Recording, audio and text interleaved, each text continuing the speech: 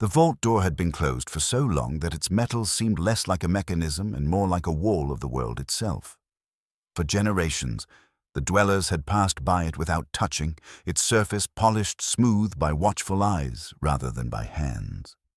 When at last the time came for it to move, there was no ceremony of clashing instruments, no rallying cry.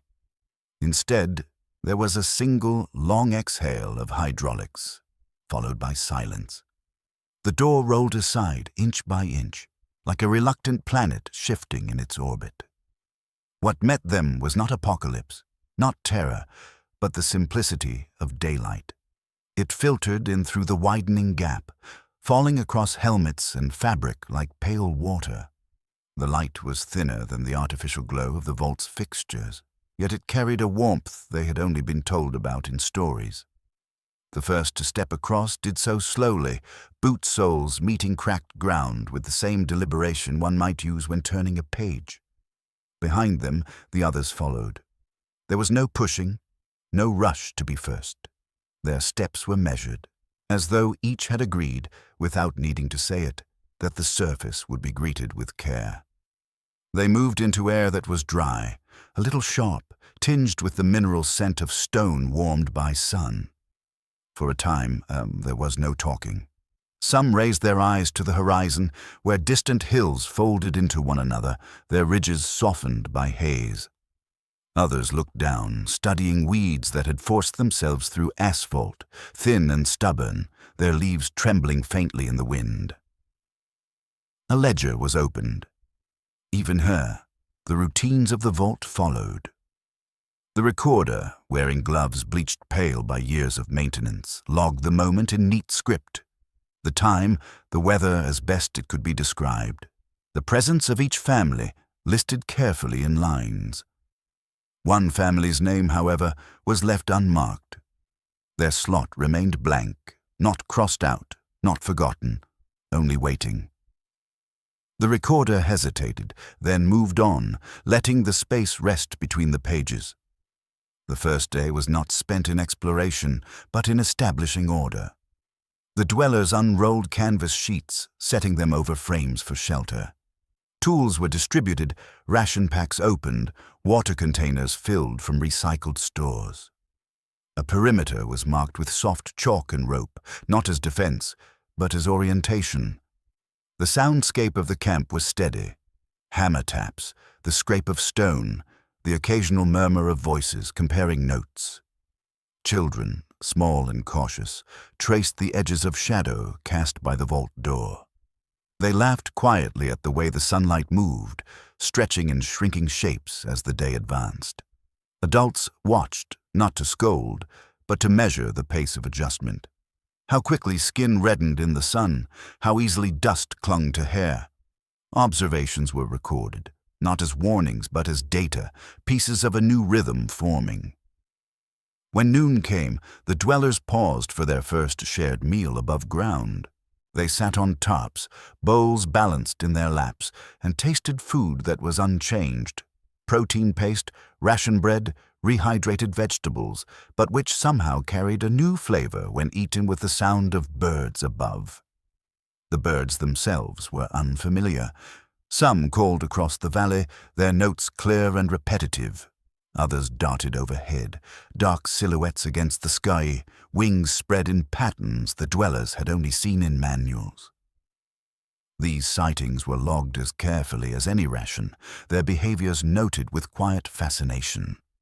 In the afternoon, a team moved to test the soil near the vault's mouth. Spades were pushed into earth, dry and cracked, revealing layers of dust and grit. Samples were sealed in jars, labeled, stored. Each action was deliberate. It was not hunger that drove them. It was the discipline of routine. Gardens would be planted, but not today. Today was only for seeing, for noting, for setting the foundations of future work.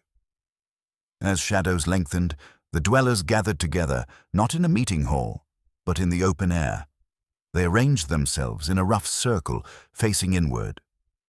Reports were given, air quality stable, radiation within manageable levels, soil testing ongoing. No threats, no anomalies. The recorder read the list of names once more, each family acknowledged. Again, the one absence was noted. The silence following it left unfilled. No one spoke of it. Not yet. Evening brought cooler air. Cloth was hung as windbreaks, lanterns lit with quiet hisses of flame. The perimeter rope now shone faintly, markers glowing like small constellations around the camp. From a distance, the camp resembled a scattering of stars fallen to earth, patient and still.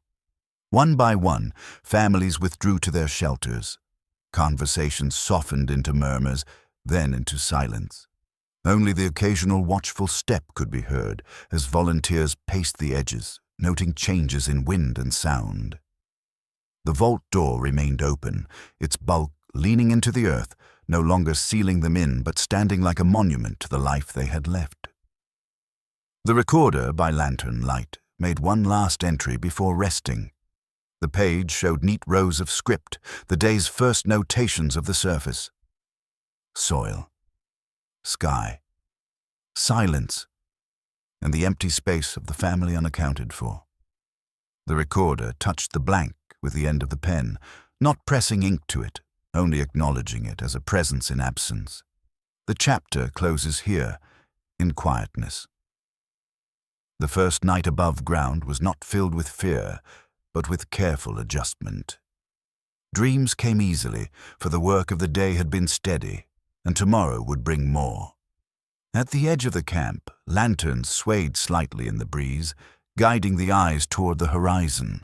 Beyond lay the maps yet to be drawn, the lands yet to be named, the ruins yet to be understood. It was not the end of safety, nor the beginning of peril. It was simply the next step, measured, deliberate, steady. And so they slept beneath the open sky, the sound of the world above folding gently into the silence they had carried out of the vault. Morning arrived without ceremony. The dwellers stirred from their shelters as the first wash of sunlight crept across canvas walls, shifting the shade from gray to pale gold. There was no alarm bell, no intercom tone as in the vault. Instead, they rose by the measure of daylight, guided by the warmth that filtered into their tents and by the faint chorus of birds calling from beyond the perimeter rope. The day began with routines. Water was poured into tin mugs, ration bread sliced evenly, journals opened to fresh pages. Each task carried the weight of discipline, yet the atmosphere remained soft. Children were assigned to small duties, gathering rope, folding blankets, refilling canteens, so that the habits of structure carried gently into this new world. By mid-morning, preparations for the day's principal work were complete. Mapping. Teams assembled with clipboards, pencils, and sheets of vault-issued drafting paper, their surfaces already squared with faint grids. A compass gleamed faintly in the sun, its metal edges dulled by use but reliable. The task was simple, to walk outward from the vault in measured arcs, recording what was seen, what was heard, what could be known. The first group followed the ruined highway. Asphalt, cracked and warped, carried faded white lines that once guided cars. Now those same lines served as markers of time itself, vanishing beneath weeds and gravel. Every few hundred steps, someone paused to sketch the horizon, a collapsed billboard, its paint peeled but still hinting at slogans. A gas station, roof-caved but pumps standing like patient sentinels. Radiation readings were taken and logged, then compared with baseline vault data. Another team moved eastward, where the land opened into shallow valleys. Soil was loose, marked with patterns of erosion. They bent to test textures between their fingers, noting where earth crumbled easily, where it held. At one stream, they recorded water flow, dropping a stick to see how quickly it traveled, measuring the width against their own strides. The water tasted faintly of iron. Samples were collected in sealed vials. A third group moved not by landmark, but by sound. They carried no instruments save for ears trained to patience.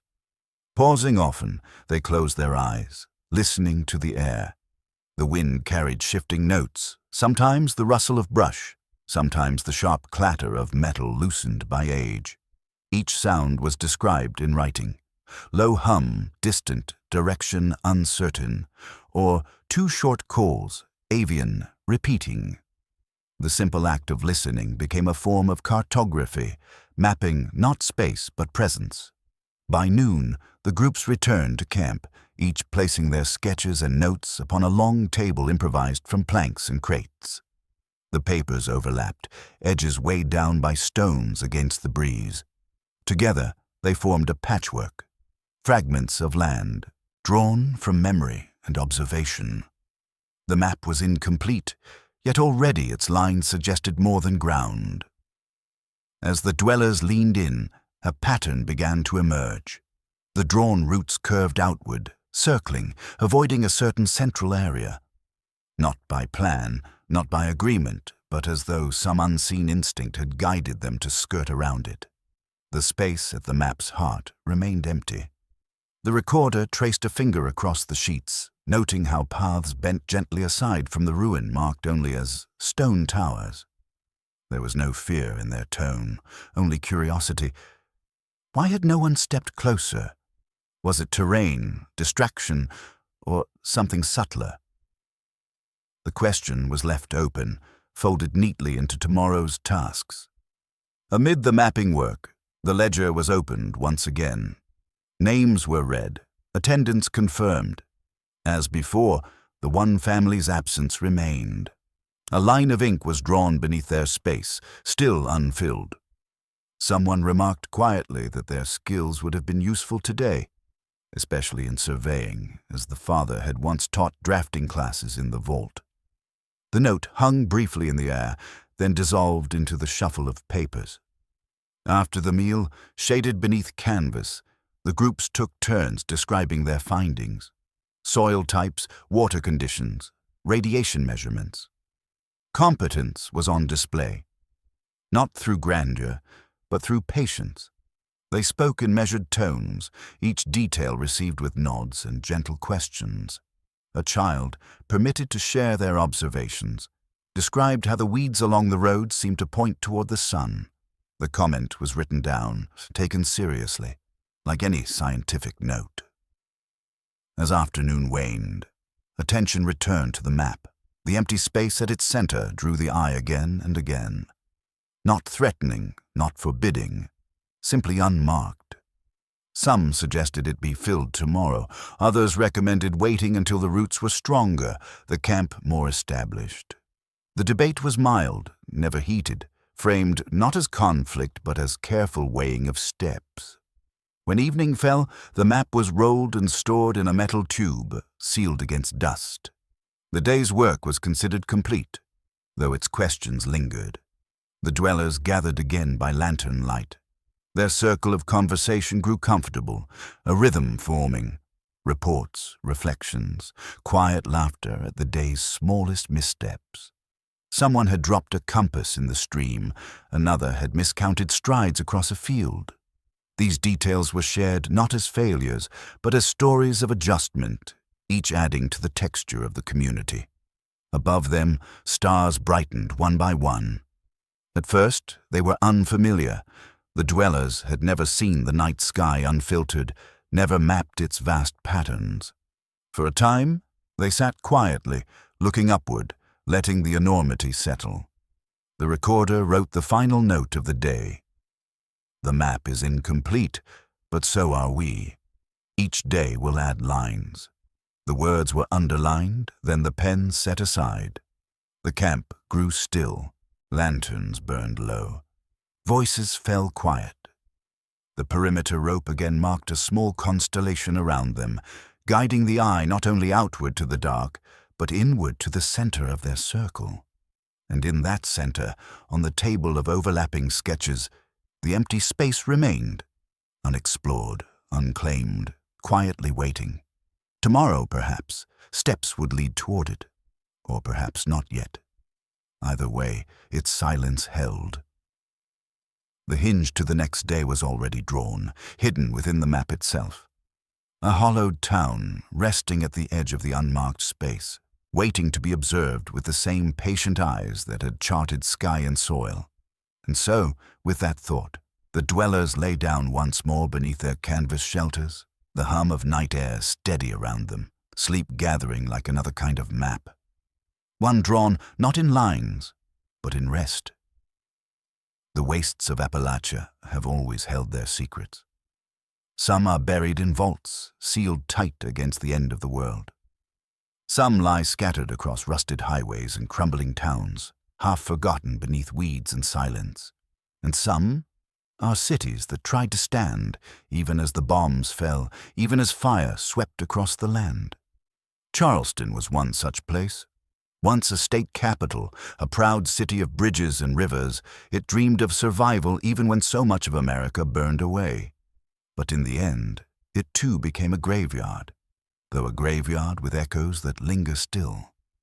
Tonight we turn to Charleston, to its flooded streets, to its drowned buildings, and to the stories that ripple quietly beneath the surface. This is not the tale of warriors, nor the clash of armies. It is the tale of ordinary people who carried the flame of civilization as long as they could, until the waters rose and the city became a ghost. When the bombs fell, Charleston was not destroyed outright. The shockwave rattled windows, collapsed bridges, and set fires racing through the streets. But the city endured. Unlike Washington or Boston or New York, Charleston did not vanish in a single flash. Instead, it lingered in a strange twilight, alive but wounded. The Kanawha River swelled with debris and ash. Its waters carried broken timbers, shattered concrete, and the echoes of lives that had been ripped apart. People gathered along the riverbanks, not knowing where else to go. They looked up at the smoke-darkened sky and asked if this was truly the end. And yet, for a brief time, hope flickered. The old government building still stood, tall and scarred, but unbroken. And within its marble halls, men and women declared that Charleston would not fall. The city, they believed, could endure. For weeks, survivors scavenged. They tore metal from twisted cars, turned rooftops into gardens, and filled the husks of buildings with makeshift shelters. The bridges became their lifelines, connecting scattered pockets of life across the drowned streets. And slowly, the people of Charleston began to think that perhaps, in spite of everything, they might yet endure. But the world after the bombs was not kind. Nuclear fire had shattered the balance of the earth. Storms came harder, faster, and wilder than before, and the Kanawha River, swollen with the rains and poisoned with fallout, began to rise. At first, the people fought against it.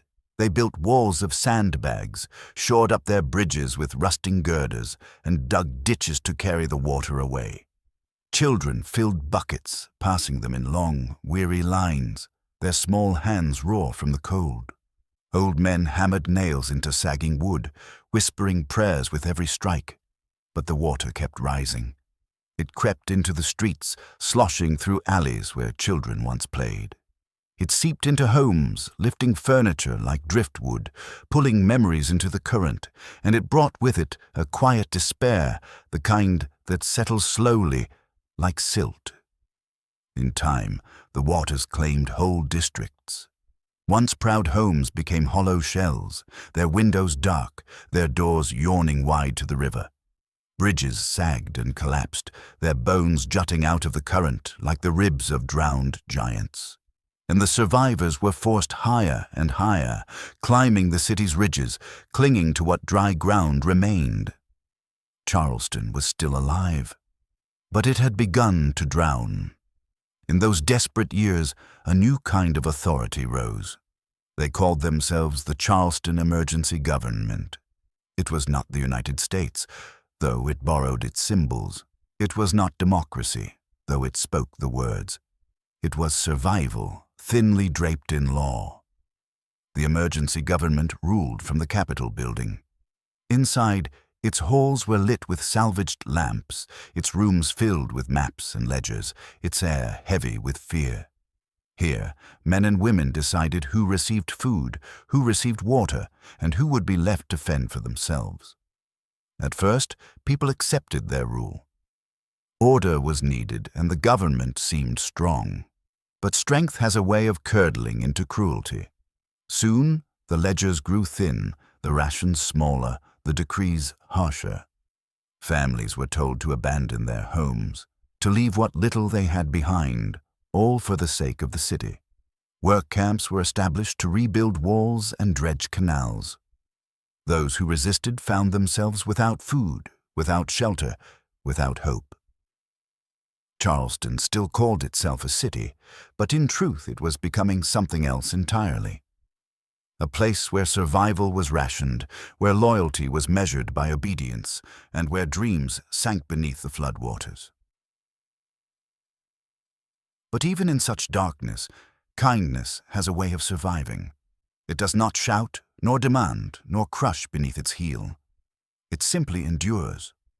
The responders were born in Charleston's worst days, not soldiers, not rulers.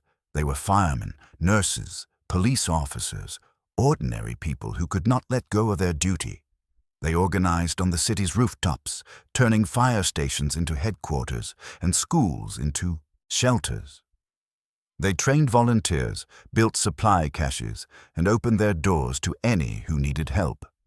Where the emergency government rationed aid, the responders gave freely. Where the government commanded, the responders asked. To some, they seemed weak, but in truth, they became Charleston's beating heart. Children slept safely beneath their care. The sick were treated by hands that did not tremble with hunger. The weary found warmth in their kitchens and hope in their voices. The responders could not stop the floods. They could not rebuild the broken bridges, but they carried something greater, an idea that survival did not need to be cruel.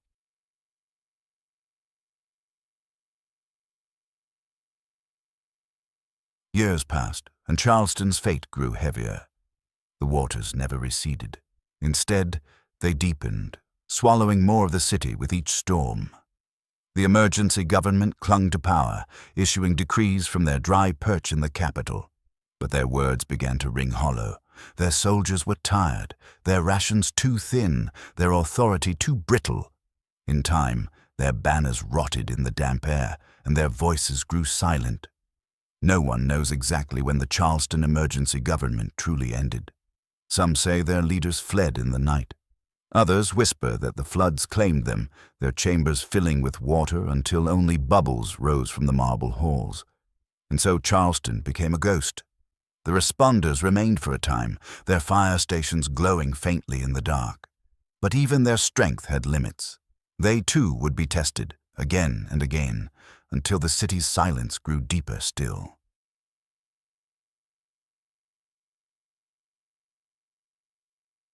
If you walk Charleston streets now, you will find a city caught between worlds. Bridges hang like broken spines, their cables swaying gently in the wind. Buildings lean into the river, their lower floors long since drowned. The Capitol still stands, proud but empty, its rotunda echoing with nothing but the drip of water. The river moves slowly, carrying fragments of the past in its current. A child's toy lodged against a piling, a rusted bicycle half buried in the silt, a faded sign that once pointed the way to safety. At night, the waters reflect the stars, and for a moment, the city seems almost alive again. But it is only an echo of a place that tried and failed to endure. What, then, is Charleston's story? Is it a warning, a tragedy, or is it something quieter, something softer? Perhaps it is a reminder that survival is not only about walls and laws and rations. It is about the hands that reach out, even when they are tired, the voices that whisper kindness, even when the world is cruel, the flame that flickers, even when the winds rise high. Charleston did not endure as a city. Its government crumbled, its streets drowned, its people scattered, but the responders endured, for a time. And in their endurance, something of Charleston's spirit was carried forward. Even now, wanderers find caches of food left behind, messages carved into walls or journals that speak of hope in the darkest of nights. The city may be silent, but its kindness still lingers, soft as ripples upon the river. And so we leave Charleston, the drowned city of Appalachia, not destroyed in fire, but undone by water, not forgotten, but remembered in echoes. Its story drifts like the river that claimed it, slow, steady, filled with fragments of what once was. It reminds us that survival is fragile, and that hope, though often quiet, may last longer than we think. Perhaps one day, when the wastes have grown calmer, when the storms have gentled, and when wanderers build again, Charleston's bridges may rise once more. Until then, it remains a ghost, a place where the past whispers softly and the waters hold all memory. Dawn broke softly over the ruined hills beyond Charleston. Mist hung low, veiling the landscape in silver, and the first light brushed the edges of collapsed buildings, highlighting the faint patina of age on metal and stone. The dwellers, still adjusting to the world above, rose from their makeshift shelters and moved with measured steps, their feet tracing the soft curves of dirt and gravel. The morning air carried the scent of damp soil and wild grasses, mingling with the faint tang of smoke from distant fires long since extinguished. Today, their attention turned not outward to rivers or streets, but inward, toward one of the oldest structures in the region, a vault. Vault 76. Abandoned for centuries, loomed quietly on the horizon, its door partially buried under layers of earth and detritus. Though its metal bulk had rusted and bowed, it still exuded a sense of calm certainty, as if it had waited all this time for the right moment to be rediscovered.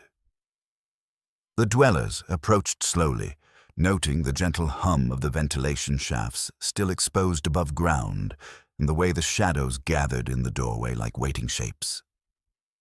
Their first task was to record the exterior. Clipboards in hand, they circled the vault's mouth, noting every scratch, every dent, every mark left by time and weather. One dweller paused to run a hand along the cold steel, feeling the rough texture beneath gloved fingers, tracing lines that spoke silently of decades of patience and engineering. Others knelt to examine the soil, finding remnants of past life, small bones, shattered tools, a fragment of a vault suit. Each observation was catalogued with care. Nothing was too small to be noted. Every detail might hold a clue to the lives once lived inside.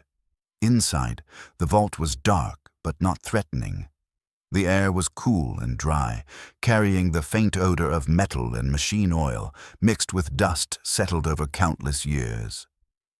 Lanterns were lit, their warm glow reflecting off the walls and ceilings, revealing corridors that had long been silent. The dwellers moved slowly, almost reverently, tracing the patterns of the rooms, the faint outlines of what had been living, spaces, laboratories, and workshops. Every door they opened, every hatch they lifted, became a small ritual of discovery. In the central atrium, they found the first traces of human presence beyond the initial design. Not writings or graffiti, but subtle signs of habitation, a scratch where someone had leaned, faint impressions in the dust from footsteps or dropped tools. It was evidence that this vault, though long abandoned, had been alive in some way, a quiet echo of the dwellers who had once walked its halls. The ledger was opened here as well, recording each finding meticulously. Some of the details seemed inconsequential at first, yet they were noted for patterns.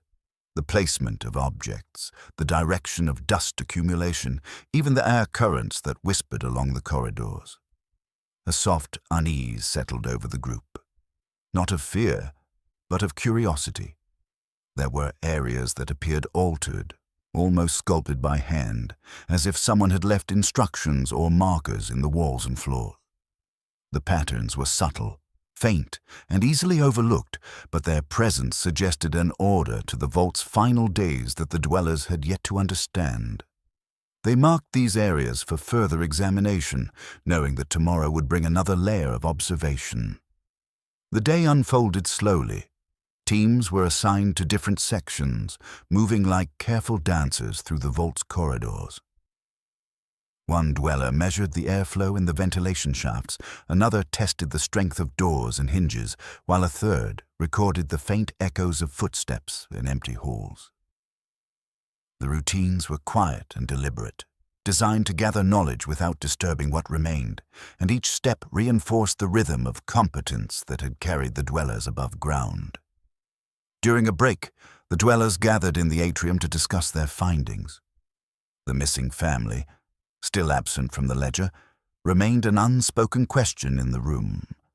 The empty spaces in the recorded observations felt almost like a presence, and while no one mentioned it aloud, it lingered in their thoughts as a gentle undercurrent.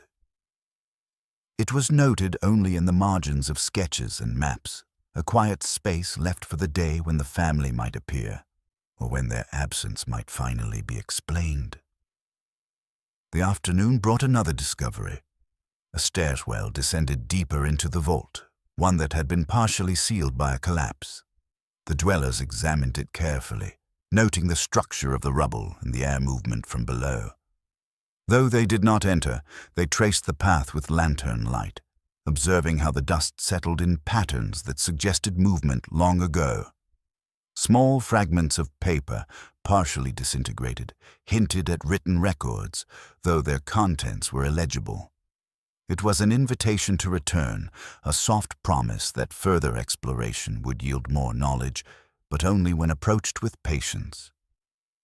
Outside, the sunlight shifted as the day wore on. The shadows lengthened along the vault's entrance, and the mist that had hung over the hills began to lift, revealing distant ridges and valleys. The dwellers paused to observe, noting how the landscape framed the vault in a natural embrace, its position both secluded and protected. Birds circled overhead, calling softly, their wings catching the light in slow arcs. Even in the quiet, the world outside continued its rhythms, independent of the dwellers' plans and expectations. As evening approached, the teams reconvened to record their final notes. Each corridor, each hatch, each faint mark in the dust was catalogued, photographed, or sketched. The ledger filled with observations, their handwriting careful and deliberate, leaving nothing to chance. For every item noted, there was a question. Why here? Why this pattern? Why this placement? And for every question, there was an answer deferred to the future, gently suggesting that the vault itself still had stories to tell. Dinner was shared quietly near the entrance.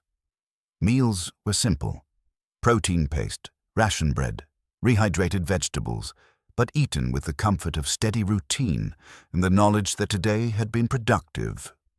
The dwellers discussed their findings in low tones, sharing observations and speculations without urgency or demand for conclusions. There was satisfaction in the act of recording, in the steady rhythm of methodical work, in the reassurance that knowledge could be gathered carefully, without rushing. The night settled gradually over the vault. Lanterns burned low, casting soft shadows along the walls, while outside the mist returned, drifting over the hills like a gentle veil. The dwellers lay down near the entrance, blankets pulled tight, their thoughts reflecting the day's discoveries. The missing family remained an unanswered question, as did the deeper corridors and sealed stairways. Yet these uncertainties were not frightening. They were invitations, soft nudges toward tomorrow's work, guiding the dwellers with patience rather than pressure. In the silence, one could hear the vault itself. A faint hum in the ventilation, the whisper of wind against metal, the settling of walls that had long held their secrets. It was a voice neither urgent nor loud, but persistent, reminding the dwellers of the patience required to understand. And though they did not yet know the full story of those who had come before, they felt the quiet reassurance that they were not alone.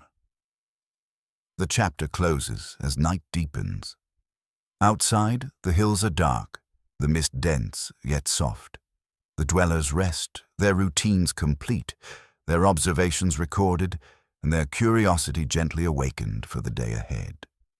The vault remains, patient and silent, a guardian of memory and a keeper of questions yet to be answered. Tomorrow will bring the first descent into the deeper corridors, and as the lanterns dim and the shadows stretch, the dwellers sleep beneath the whispering metal, ready to continue their patient work, tracing footsteps that have long been paused in a world that teaches slowly, gently, and without alarm. Dawn broke softly over the ruined hills beyond Charleston.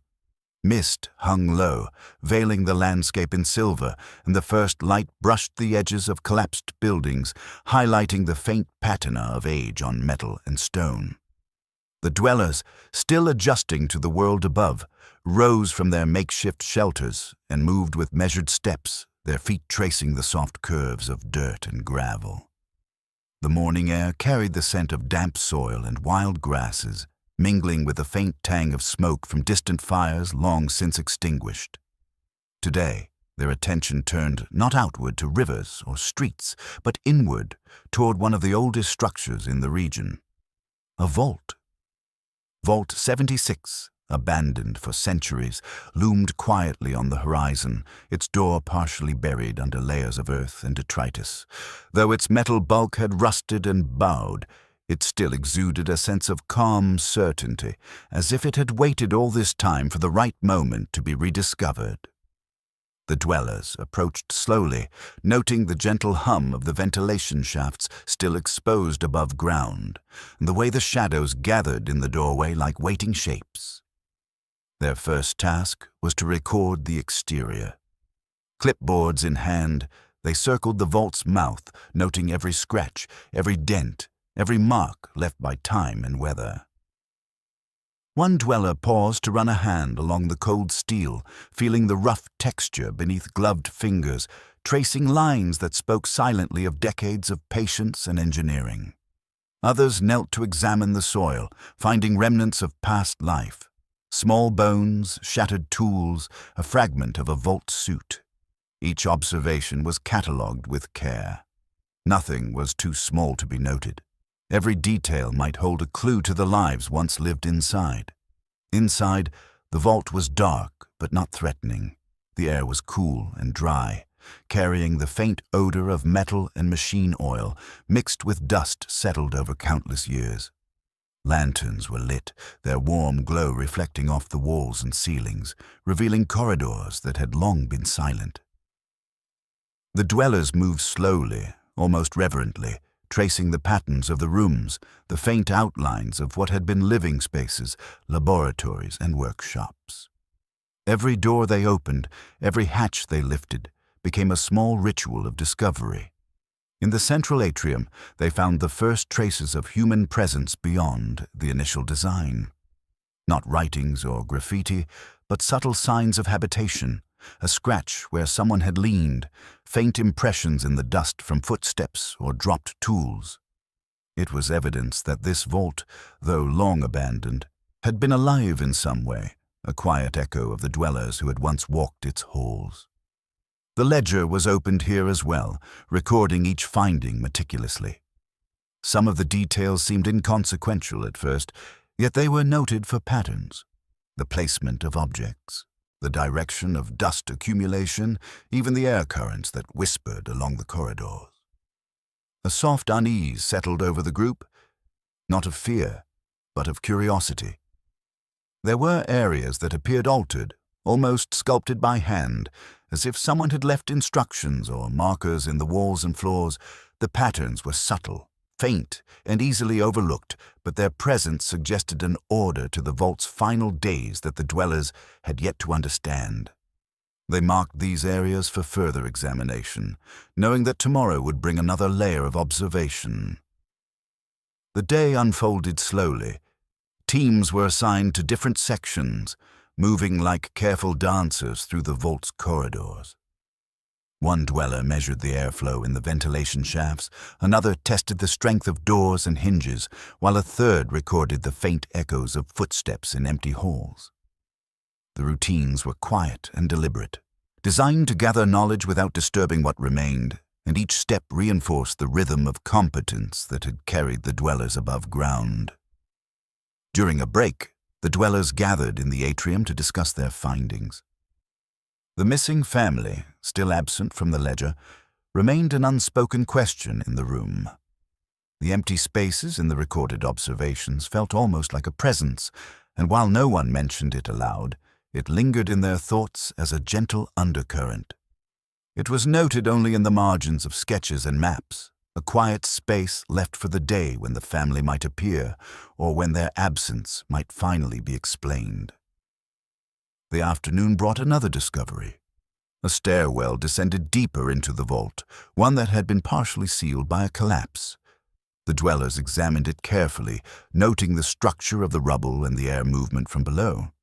Though they did not enter, they traced the path with lantern light, observing how the dust settled in patterns that suggested movement long ago. Small fragments of paper, partially disintegrated, hinted at written records, though their contents were illegible. It was an invitation to return, a soft promise that further exploration would yield more knowledge, but only when approached with patience. Outside, the sunlight shifted as the day wore on. The shadows lengthened along the vault's entrance, and the mist that had hung over the hills began to lift, revealing distant ridges and valleys. The dwellers paused to observe, noting how the landscape framed the vault in a natural embrace, its position both secluded and protected.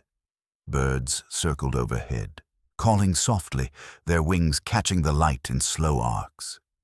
Even in the quiet, the world outside continued its rhythms, independent of the dwellers' plans and expectations. As evening approached, the teams reconvened to record their final notes. Each corridor, each hatch, each faint mark in the dust was catalogued, photographed, or sketched. The ledger filled with observations, their handwriting careful and deliberate, leaving nothing to chance.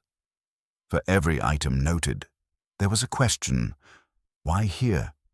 Why this pattern? Why this placement?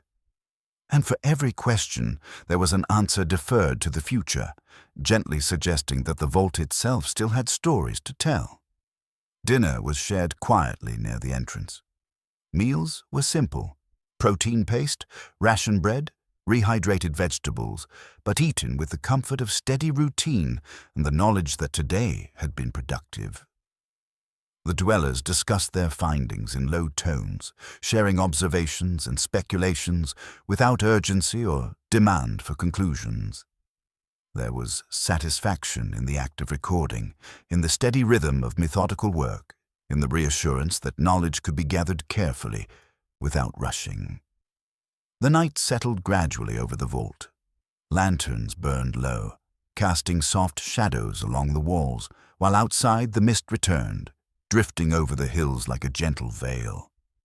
The dwellers lay down near the entrance, blankets pulled tight, their thoughts reflecting the day's discoveries. The missing family remained an unanswered question, as did the deeper corridors and sealed stairways.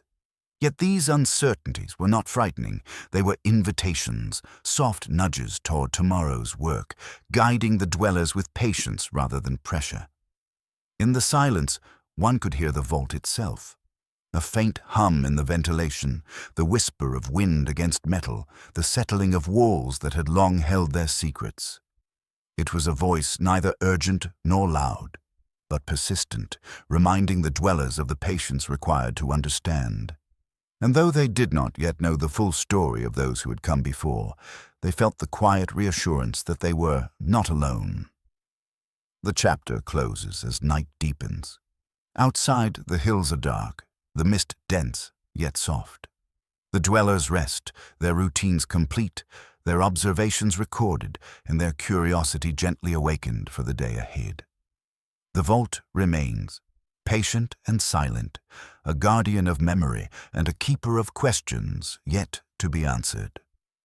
Tomorrow will bring the first descent into the deeper corridors, and as the lanterns dim and the shadows stretch, the dwellers sleep beneath the whispering metal, ready to continue their patient work, tracing footsteps that have long been paused, in a world that teaches slowly, gently, and without alarm. Dawn filtered softly through the trees and hills surrounding Vault 76, brushing the hillsides with gentle gold and pale green. The mist clung to low hollows, shifting with the morning breeze, and the dwellers moved among it with quiet deliberation, tracing familiar paths as they prepared for the day ahead. Their routines were steady. Supplies checked, lanterns tested, ropes and climbing aids secured, and every tool inspected before the descent. Today, the focus would be deeper, into the vault's lower chambers, spaces untouched by surface life for decades, where silence had settled, thick and patient. The blocked stairwell awaited, partially collapsed, a soft challenge that required both care and patience. The dwellers approached slowly, assessing each piece of debris, noting the angles of fallen beams and the texture of the dust that coated them. Ropes were anchored, lanterns hung, and gloved hands traced surfaces, testing for stability. Every movement was deliberate, a quiet ritual of observation, the rhythm of competence guiding them steadily downward. The first step into the lower chambers revealed the air to be cooler and heavier, carrying a faint metallic scent that mingled with earth and dust. Lanterns cast warm, gentle light across walls lined with panels and conduits, their faded colors hinting at past functions. Corridors branched in measured patterns, leading to chambers that had once served as workshops, storage rooms, and living quarters. Each area was approached with a quiet reverence, as if disturbing the space too forcefully might erase the stories embedded in its walls. A chamber to the right revealed remnants of engineering work. Rusting tools lay scattered across workbenches, alongside partially disassembled machinery. The dwellers recorded every detail, the placement of a wrench, the alignment of screws, the smudge of oil along a metal surface. It was a subtle puzzle, not one demanding immediate solution, but offering insight into the daily rhythms of those who had maintained the vault.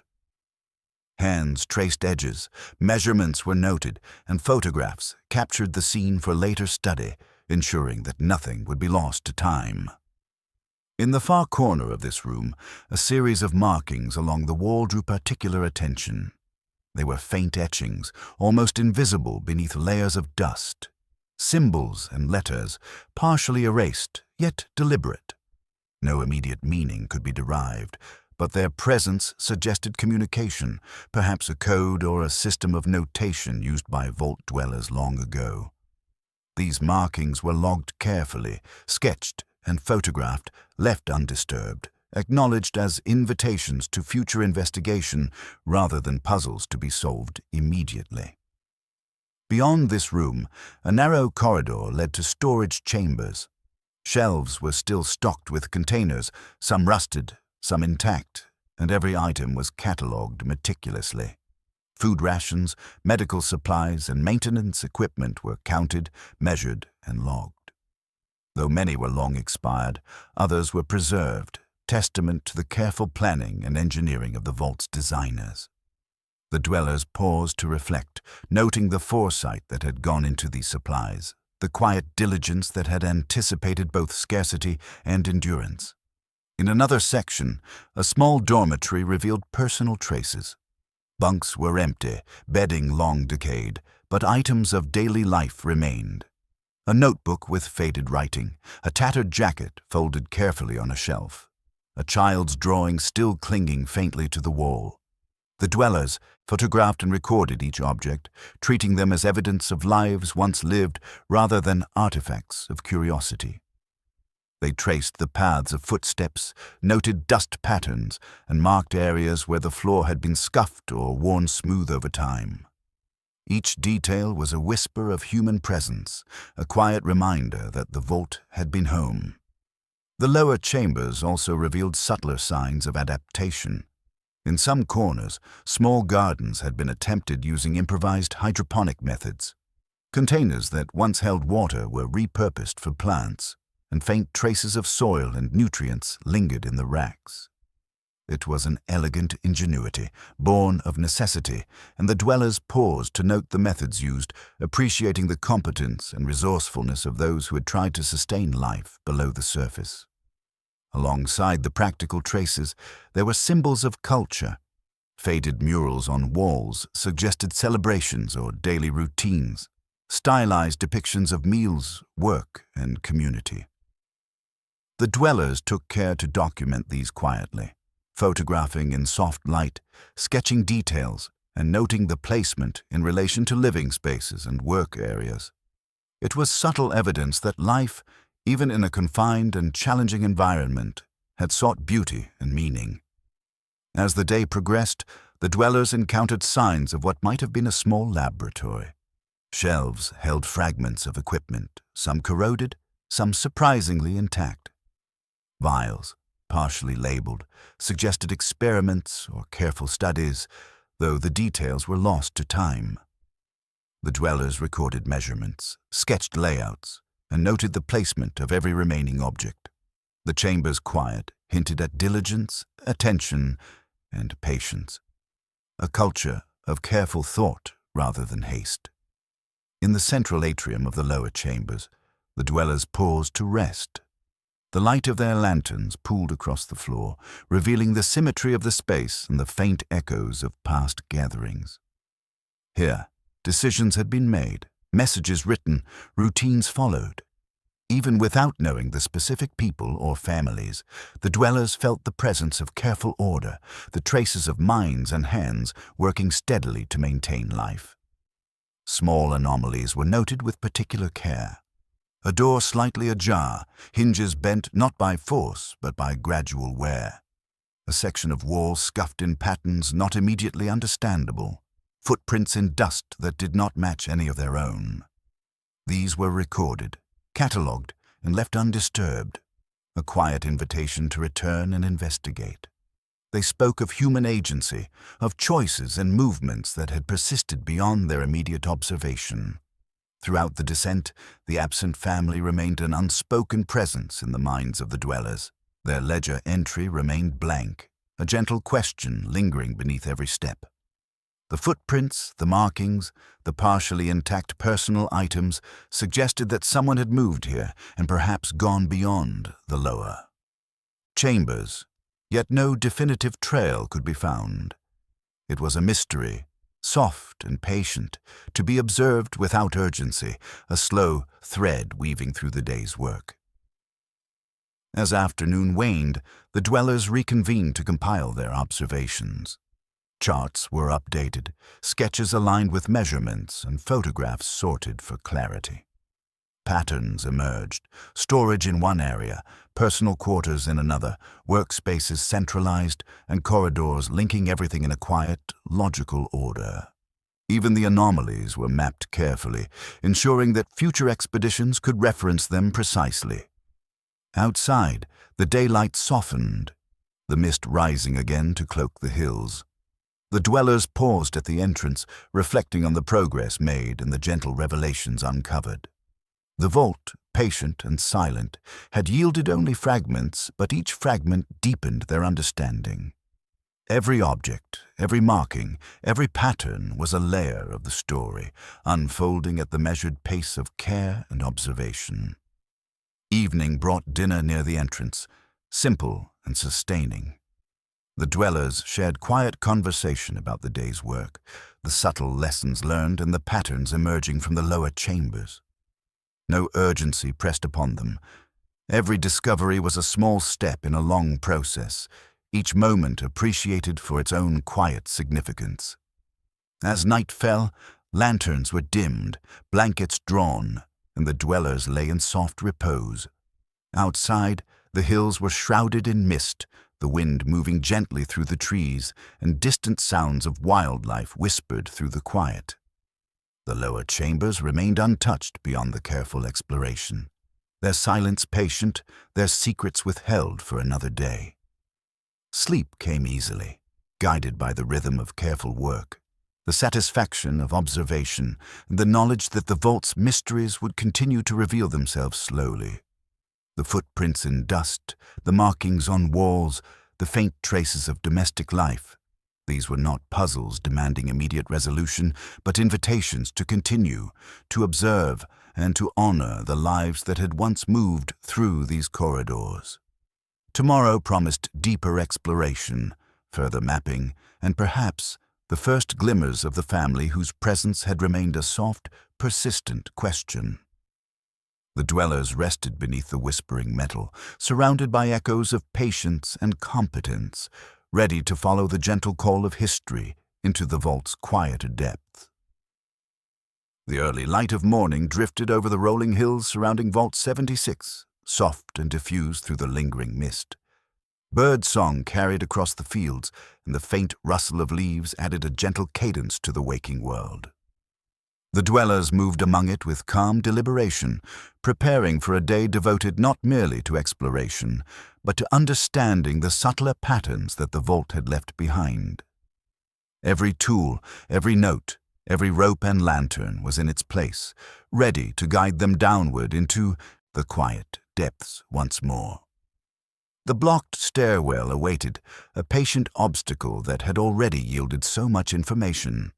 Today, the focus would extend beyond mere corridors and chambers to the hidden caches rumored to lie within the lower levels. These were small, tucked-away storage spaces, the careful handiwork of previous dwellers who had anticipated needs long after their own departure. The dwellers approached the task methodically, scanning walls, testing for hollow sounds, and observing dust patterns that hinted at voids or concealed spaces. The first discovery came almost immediately. A panel in the wall, slightly misaligned, revealed a narrow recess containing containers of preserved rations sealed with rusted metal bands. Though aged, the contents were largely intact, a testament to the careful engineering of the vault's storage systems. The dwellers documented each container, dimensions, weight, labeling, and signs of use or handling. It was a gentle triumph, a quiet acknowledgement that preparation and foresight could survive long after immediate presence faded. Nearby, another recess revealed tools and spare parts. Mechanical components, small gears, and wiring were neatly bundled, some labeled with faint inscriptions.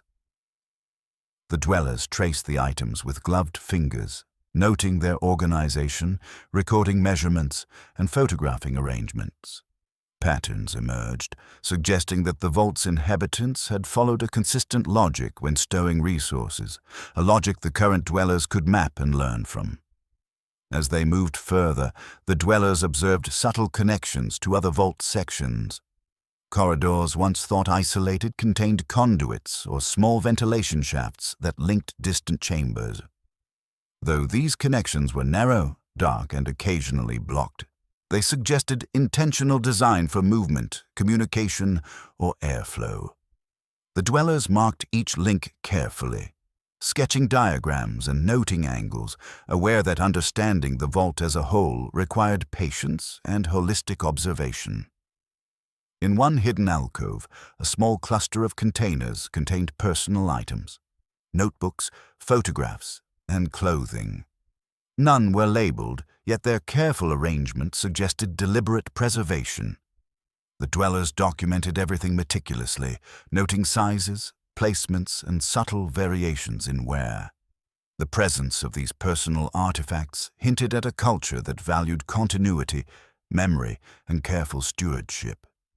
The missing family remained unaccounted for, yet these items suggested that others had also taken measures to preserve their presence and legacy within the vault. The dwellers paused periodically, observing the subtle play of light and shadow in the lower chambers. Lanterns cast warm pools of illumination, reflecting off metal and smooth concrete, while the gaps between beams and panels allowed streaks of diffuse sunlight to filter in. These shifts of light revealed details previously unnoticed: scratches on floors, impressions in dust, and variations in surface texture that hinted at hidden compartments or passageways. Such observations were logged carefully, recognizing that the vault's design included both visible and concealed elements, each contributing to a quiet, complex ecosystem. Patterns began to emerge in the way resources were stored. Rations were clustered near living quarters, tools near workspaces, and small personal items tucked into narrow recesses. Even the damp patches in corridors traced paths that suggested water collection or emergency storage. The dwellers traced these patterns with steady hands, noting relationships between spaces and predicting where other caches might be found. This mapping was not hurried. It was an act of attentive observation, a practice that honored the competence and care of those who had designed the vault. In the afternoon, the dwellers discovered a particularly intriguing cache. Hidden behind a false panel, it contained a set of journals, neatly stacked and bound with faded cloth strips. The pages were fragile and the writing faint, yet each entry spoke of daily life, minor adjustments, and careful observation. Some passages documented routine maintenance, while others recorded resource usage, observations of behavior, or reflections on vault life. The dwellers read silently, noting patterns and subtle references, aware that these documents contained lessons for both the past and the present. Among the journals, one referenced connections to other vaults. Cryptic, understated mentions of movement, messages passed through sealed conduits, and ration exchanges. The details were incomplete, fragmented, and indirect, but the implication was clear. The vault's inhabitants had not existed in isolation. They had relied on networks of communication, subtle coordination, and shared practices to sustain life in the broader post-apocalyptic landscape. The dwellers recorded this carefully, understanding that these quiet connections might reveal more about the missing family or about other communities long since dispersed. Exploration of the lower chambers continued, with teams moving deliberately through narrower corridors, observing minor anomalies. Slightly shifted containers, dust patterns indicating brief movement, and the occasional scuff in flooring that suggested unseen activity. Each was noted, photographed, and logged, creating a comprehensive map of both resources and human traces. The dwellers maintained a steady rhythm, alternating between observation, documentation, and reflection, ensuring that every step honored the subtle order left by past inhabitants. By late afternoon, attention turned to the air vents and conduits linking these caches. Small openings, previously overlooked, revealed faint traces of airflow, carrying dust and faint metallic scents from distant chambers. The dwellers traced each vent carefully, measuring widths, angles, and lengths, noting which connected to living spaces, storage areas, or workrooms.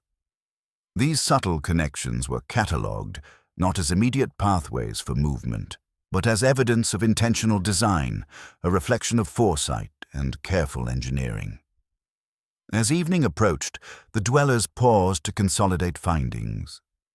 The hidden caches, the personal artifacts, and the vent connections were cross-referenced with earlier sketches, creating a layered understanding of the vault's internal ecosystem. Patterns became clear, spaces were multifunctional, resources were carefully distributed, and movement was guided by subtle architectural cues. Even anomalies were part of this logic, deliberate variations in placement or construction that encouraged observation and attention rather than disarray. Dinner was shared in a quiet alcove near the vault entrance. Simple rations, prepared carefully, were eaten while discussing findings. Observations of hidden caches sparked reflections on diligence, preparation, and the value of thoughtful design. The dwellers spoke softly, aware that the day's discoveries were pieces of a larger story, each fragment requiring patience and care to fully appreciate. As night settled, the lower chambers were left undisturbed, their hidden resources and quiet connections waiting for further exploration. The dwellers set up lanterns near the entrance, their light casting soft shadows across the walls, reflecting the measured rhythm of the day. Outside, the mist moved gently over hills and trees, the wind carrying the faint hum of distant wildlife. The world continued its slow cycles, independent yet intertwined with the careful work taking place within the vault.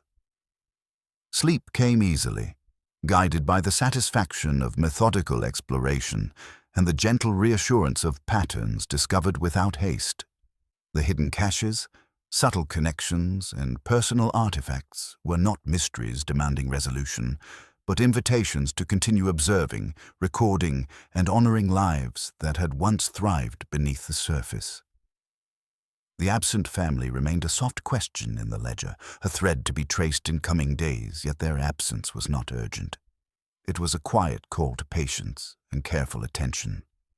As the lanterns dimmed and shadows stretched across the vault's entrance, the dwellers rested beneath the whispering metal and concrete. Tomorrow promised new observations, further mapping of hidden corridors, connections to other chambers, and subtle hints that might reveal more about the vault's former inhabitants. The echoes of past diligence and quiet competence lingered in every corridor, every recess, and every carefully preserved artifact, reminding the dwellers that the process of understanding required calm, persistence, and respect for the slow unfolding of history. The vault, patient and silent, remained both home and teacher, offering lessons not in urgency, but in observation, preparation, and careful attention. Within its lower chambers, hidden caches and quiet connections waited, ready to reveal their significance to those willing to follow, to note, and to care. The dwellers slept beneath its hum, attuned to its rhythm, aware that each day of gentle exploration brought them closer to understanding, closer to piecing together the stories of life paused, yet not forgotten. Morning arrived over the rolling hills surrounding Vault 76 with soft, diffuse light. Mist lingered in low hollows, curling around trees and abandoned structures, while the distant hum of wildlife offered a gentle, natural rhythm. The dwellers moved deliberately through it, checking lanterns, ropes, and notebooks, before descending once more into the vault's lower chambers. Today's focus was on subtlety, the faint traces left behind by those who had walked these corridors decades before, and the patterns in resource use and movement that might hint at the paths of the missing family. The blocked stairwell had settled further overnight, the dust shifting quietly under its own weight. Ropes were secured, lanterns lit, and gloved hands brushed lightly over surfaces, testing for stability. Each step was deliberate, each movement measured, and the dwellers attuned themselves to the faintest signs. Scuff marks in dust, slightly displaced objects, and impressions in worn flooring. The vault's lower chambers, patient and quiet, offered these traces as invitations to observe, rather than puzzles to solve. In the first corridor, a subtle anomaly was noted. A small indentation in the concrete floor, elongated and faint, as if a container had been dragged here long ago. The dwellers measured it carefully, photographed it, and sketched its orientation. Though the mark suggested human activity, its purpose was unclear, and it was recorded as a soft question rather than a concern. Every anomaly was treated with the same deliberate respect, logged, documented, and left undisturbed. Further along, the dwellers discovered slight variations in dust patterns on a set of shelves. Some containers were dustier than others, while the impressions of hands could be discerned on certain surfaces. The differences were subtle, almost imperceptible, yet they suggested repeated use, maintenance, or curiosity. The dwellers catalogued each observation, noting the direction of smudges, the relative height of imprints, and the materials involved. It was a gentle form of deduction, reliant on patience, observation, and the recognition that the past had left careful, enduring traces. A small storage alcove revealed another faint clue. A child's toy, similar to one previously documented in the dormitory above, rested atop a container. Its position was slightly askew, suggesting it had been handled or moved recently, even though dust and decay indicated significant age. The dwellers photographed, sketched, and catalogued it, noting its placement in relation to nearby storage and corridors. It was a subtle hint of human presence, a quiet thread connecting chambers, artifacts, and perhaps even individuals whose identities remained unknown. As exploration continued, slight variations in floorware became apparent. Corridors leading to workspaces showed smooth areas where footsteps had been frequent, while storage corridors retained deeper dust layers. The dwellers traced these paths with steady attention, noting angles, distances, and the rhythm implied by repeated movement. Patterns began to emerge.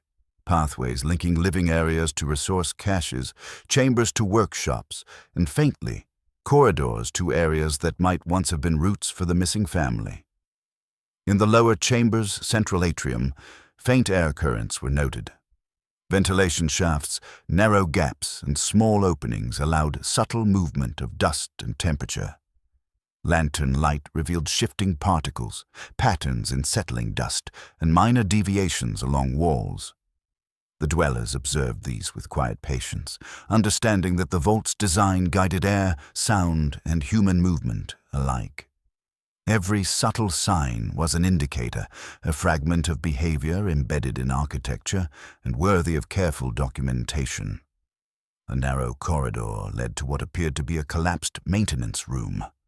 Beams had fallen over time, and dust had accumulated in thick layers, yet faint footprints pressed into the upper layers of dust suggested movement not entirely of the distant past. The dwellers paused, recording impressions, noting shapes and approximate size, and photographing carefully without disturbing the fragile evidence. Even without immediate interpretation, these footprints added a soft tension to the exploration, a quiet whisper of human presence waiting to be understood. Elsewhere, a series of wall panels bore scratches and shallow etchings, partially obscured by layers of paint and dust. They seemed intentional, repeated, and placed at varying heights. The dwellers documented each mark meticulously, sketching dimensions and photographing from multiple angles. Though the meaning remained unclear, the patterns suggested communication, perhaps a private system of notation that might one day reveal connections to the missing family or other dwellers of the vault. In one hidden alcove, containers once filled with medical supplies had been shifted slightly. Some lids bore faint fingerprints, others had minor dents or scratches. The dwellers catalogued the items, noting the apparent direction of movement, probable frequency of access, and the context within the larger storage network. It was an exercise in observation and interpretation, a quiet study of human behavior encoded in the arrangement of material objects. By afternoon, the dwellers had begun mapping the subtle traces collectively. Footprints, scuffs, air currents, and displaced objects were cross-referenced with known chambers, storage locations, and previous discoveries. Patterns emerged, a trail linking personal items to storage areas and corridors suggesting movement between living quarters and resource caches. The absent family's presence, still unconfirmed, seemed plausible within these patterns. Though no direct evidence was found, the hints were enough to guide future exploration with gentle curiosity rather than urgency. The dwellers paused periodically, observing the vault's quiet acoustics. Footsteps echoed softly against walls, while the distant hum of ventilation carried faintly through interconnected shafts. Even the subtle scrape of gloves against surfaces, the shifting of dust and the sway of lantern light offered cues about space, orientation, and previous activity. These observations were incorporated into sketches, maps, and logs, expanding understanding in a measured, reflective way. A small storage room revealed containers slightly ajar, as if disturbed decades ago. Inside, remnants of supplies and personal items were recorded carefully. Notebooks, clothing fragments, and tools. Each item was measured, sketched, and photographed, preserving a record of their placement and condition. Even the angle of a lid or fold of fabric became a detail worthy of note, a testament to the care and patience of the vault's original inhabitants. Throughout the lower chambers, the dwellers noticed an increasing number of minor anomalies. A shifted floor tile here, a smudge of dirt there, an impression in dust in a corner far from any primary path. Each was logged without judgment, a quiet acknowledgement of human presence and activity. Patterns, rather than immediate solutions, were the focus. Sequences of marks, repeated behaviors, and connections between chambers that hinted at a larger, cohesive system of living and movement. By late afternoon, the dwellers had assembled a comprehensive overview of the subtle signs. Sketches, photographs, and logs created a layered understanding of the vault's lower levels, revealing the interplay between architecture, human behavior, and resource management. The traces of movement, personal items, and hidden adjustments were all part of a gentle narrative, not of conflict, but of care, preparation, and patient life. Outside, the sun began to lower, casting soft shadows across the vault entrance. The mist rolled gently over hills and trees, moving like slow breath across the land. The dwellers paused at the threshold, observing the shifting patterns of light and the whisper of wind through nearby foliage. Their work beneath the vault had been meticulous, revealing subtle connections and minor anomalies, but never forcing immediate resolution. The traces they followed were invitations to observe, to note, and to consider, rather than puzzles demanding urgent solutions. Evening arrived with the quiet ritual of dinner. Lanterns were lit, simple rations were shared, and low conversation reflected on the day's findings. The dwellers spoke softly of subtle movements, displaced objects, and faint traces that hinted at human presence beyond what could be immediately observed. Their observations were a testament to patience, competence, and care, revealing a vault not only of stone and metal, but of lives once lived and patterns once maintained. As night fell, lanterns were dimmed and blankets were drawn. The lower chambers lay undisturbed, waiting patiently for further exploration. Footprints, scuffs, and slight disturbances in dust remained, silent guides for those willing to observe without haste. The absent family remained a quiet presence in thought and ledger, a thread of possibility woven into the vault's story, yet not a source of concern or alarm. Sleep arrived easily, guided by rhythm, observation, and the satisfaction of a day spent tracing quiet signs rather than pursuing urgent outcomes.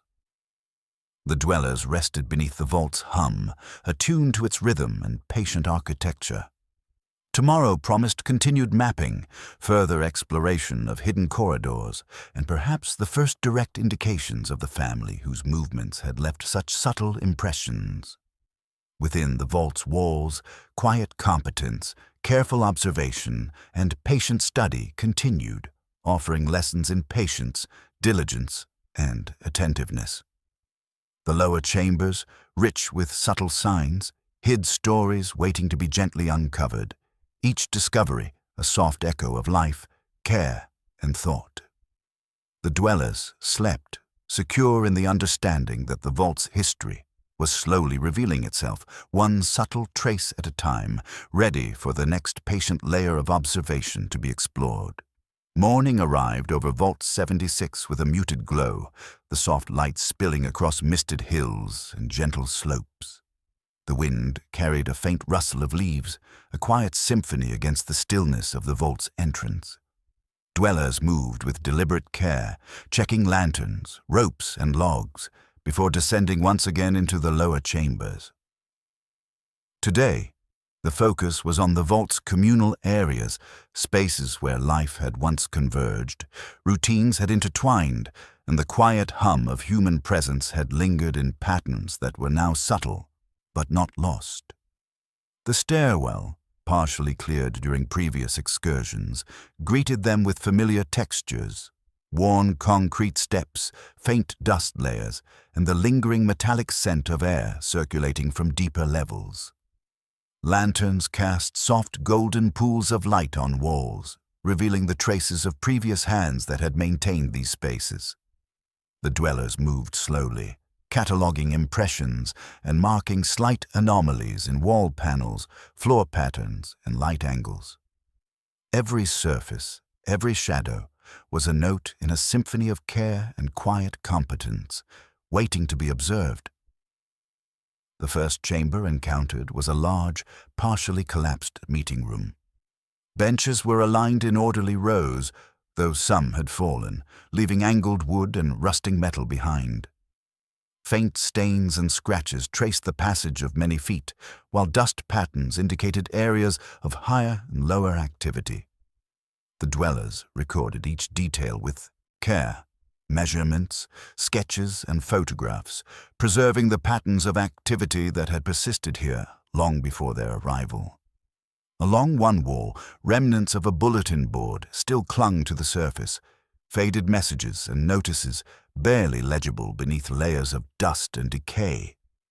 The dwellers documented each fragment, noting dates, formats, and positioning, understanding that even these faint inscriptions offered insight into the social rhythms of the vault. Communication, subtle and careful, had been maintained here. A gentle thread connecting daily routines, shared responsibilities, and the quiet exchange of information. In an adjoining chamber, traces of a communal kitchen were evident. Counters bore stains where meals had once been prepared. Hooks remained for utensils, and shelves displayed the faint outlines of containers once neatly arranged.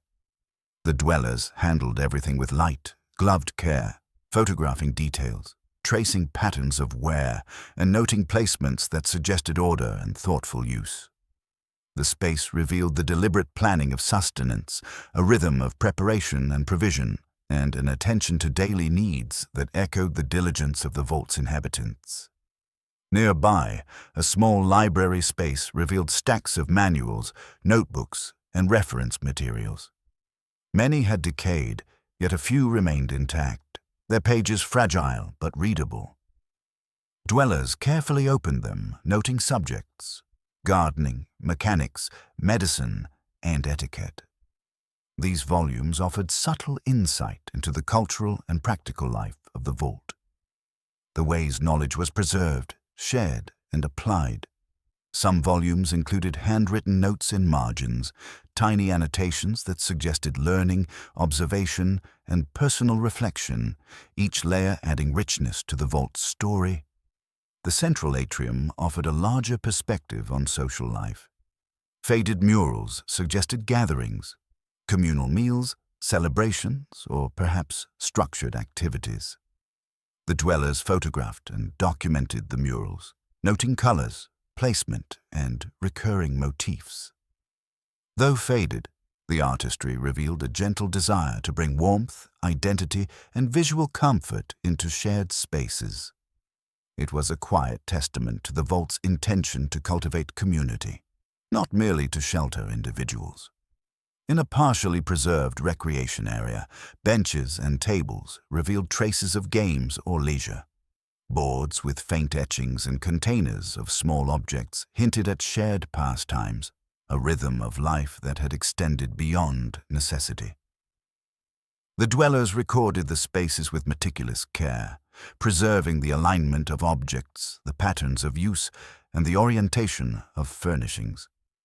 Even in play, there was order, thoughtfulness, and subtle maintenance, a quiet competence embedded in everyday life. In the dormitory, adjacent to the communal spaces, personal traces were more pronounced. Bunks remained aligned, some sheets partially intact, while containers held items of clothing, tools, and small personal artifacts. The dwellers documented these, noting organization patterns, signs of repeated handling, and variations in condition. Every trace suggested intention, whether in the careful folding of cloth, the placement of a notebook, or the alignment of a tool. These observations, though small, contributed to the larger narrative. Life within the vault had been deliberate, considered, and quietly structured. A narrow hallway led to a smaller chamber, its walls lined with charts and lists that had once guided daily schedules and responsibilities. Though most of the ink had faded, impressions remained, suggesting routines of cleaning, maintenance, and communal work. The dwellers photographed and sketched each chart, noting spacing, orientation, and partial inscriptions. This documentation illuminated the discipline and attention that had structured daily life, a rhythm that balanced necessity with gentle care for the community. In an overlooked corner, a child's drawing clung faintly to the wall, partially faded, partially obscured by dust. Its colors, though muted, retained the outlines of playful scenes, small figures, landscapes, and abstract shapes. The dwellers recorded it with gentle reverence, understanding that even in a space of routine and maintenance, creativity and personal expression had endured. It was a reminder that the vault had been inhabited by lives of subtle complexity, not merely survival. Exploration continued with careful observation of minor anomalies, a shifted floor tile, a faint smudge on a workbench, and impressions in dust that suggested recent activity. Every observation was catalogued, measured, and photographed, contributing to a growing map of human presence and behavior within the vault. Patterns began to emerge, showing how communal spaces had connected with personal quarters, workshops, and storage areas.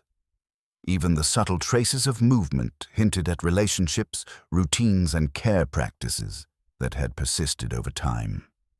By afternoon, the dwellers assembled their findings in the central atrium.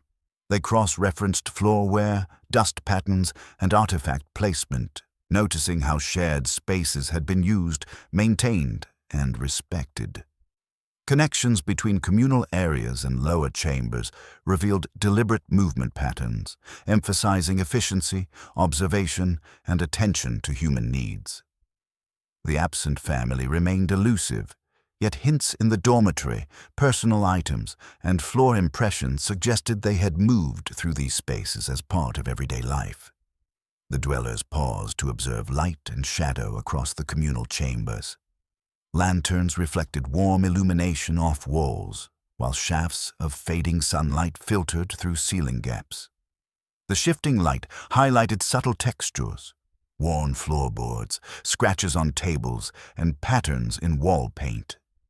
Every detail was recorded, a quiet measure of attention to spaces that had witnessed years of daily life, laughter, labor, and reflection. Small recesses in the central hall revealed hidden items, notebooks tucked under benches, tools carefully placed behind columns, and scraps of paper partially preserved in corners. The dwellers documented each find meticulously, noting the orientation, condition, and probable purpose. These items offered hints of careful stewardship, resourcefulness, and human attention to detail that had persisted even in confined communal spaces. Every artifact was a testament to competence and care, a reflection of lives lived thoughtfully within the vault's walls. By late afternoon, a quiet routine of reflection and cataloging took hold. Sketches were cross-referenced with photographs, and logs were updated to reflect spatial relationships, artifact placement, and patterns of movement. Even anomalies were incorporated into maps, not as problems to solve, but as subtle indicators of past behaviors and organizational logic. The dwellers noted minor adjustments, like slightly misaligned shelves or faint impressions of footprints, creating a layered understanding of communal life and interaction. Dinner was shared in a softly illuminated corner of the communal area. Rations were prepared quietly, conversations low and deliberate, reflections centered on the day's discoveries. The dwellers spoke of patterns, subtle traces, and minor anomalies, appreciating the care and forethought that had shaped communal life in the vault. Every observation was recorded as a gentle lesson in patient stewardship, thoughtful routine, and attention to human needs. As night fell, lanterns were dimmed, casting gentle shadows across the communal spaces. Dust settled slowly, and the vault's corridors exhaled the quiet rhythm of the day. The dwellers rested, knowing that tomorrow would bring further exploration. perhaps revealing more intimate details of Volt's social life and potentially new clues about the absent family. Sleep arrived easily, guided by observation, attention, and the satisfaction of discovery through careful, patient study. The Vault's communal chambers, though silent, offered lessons in cooperation, attention, and quiet diligence. Patterns of movement, artifact placement, and architectural design remained in place, waiting for further observation and reflection. The dwellers slept beneath these reminders, attuned to the Vault's gentle rhythm and reassured that even absent lives left traces of care, order, and continuity. Outside, the mist rolled slowly over hills and trees, blending day into night with measured grace. Within the Vault, patterns persisted, subtle traces of past routines, careful stewardship, and human attentiveness intertwined across rooms and corridors. The absent family remained untraced, but the dwellers' patient study created a map of subtle presence, waiting for gentle interpretation in the days to come. Tomorrow promised new perspectives, further exploration of hidden recesses, minor anomalies, and the soft intersections of life, movement, and memory. The Vault, patient and enduring, offered its stories to those willing to observe without haste, to record without judgment, and to honor lives that had persisted beneath the surface. Within these communal spaces, quiet competence and attentive study guided the dwellers forward, their steps measured, their hearts calm, and their curiosity gentle. Morning arrived softly over the hills, surrounding Vault 76, the light muted and diffused through lingering mist and gentle clouds.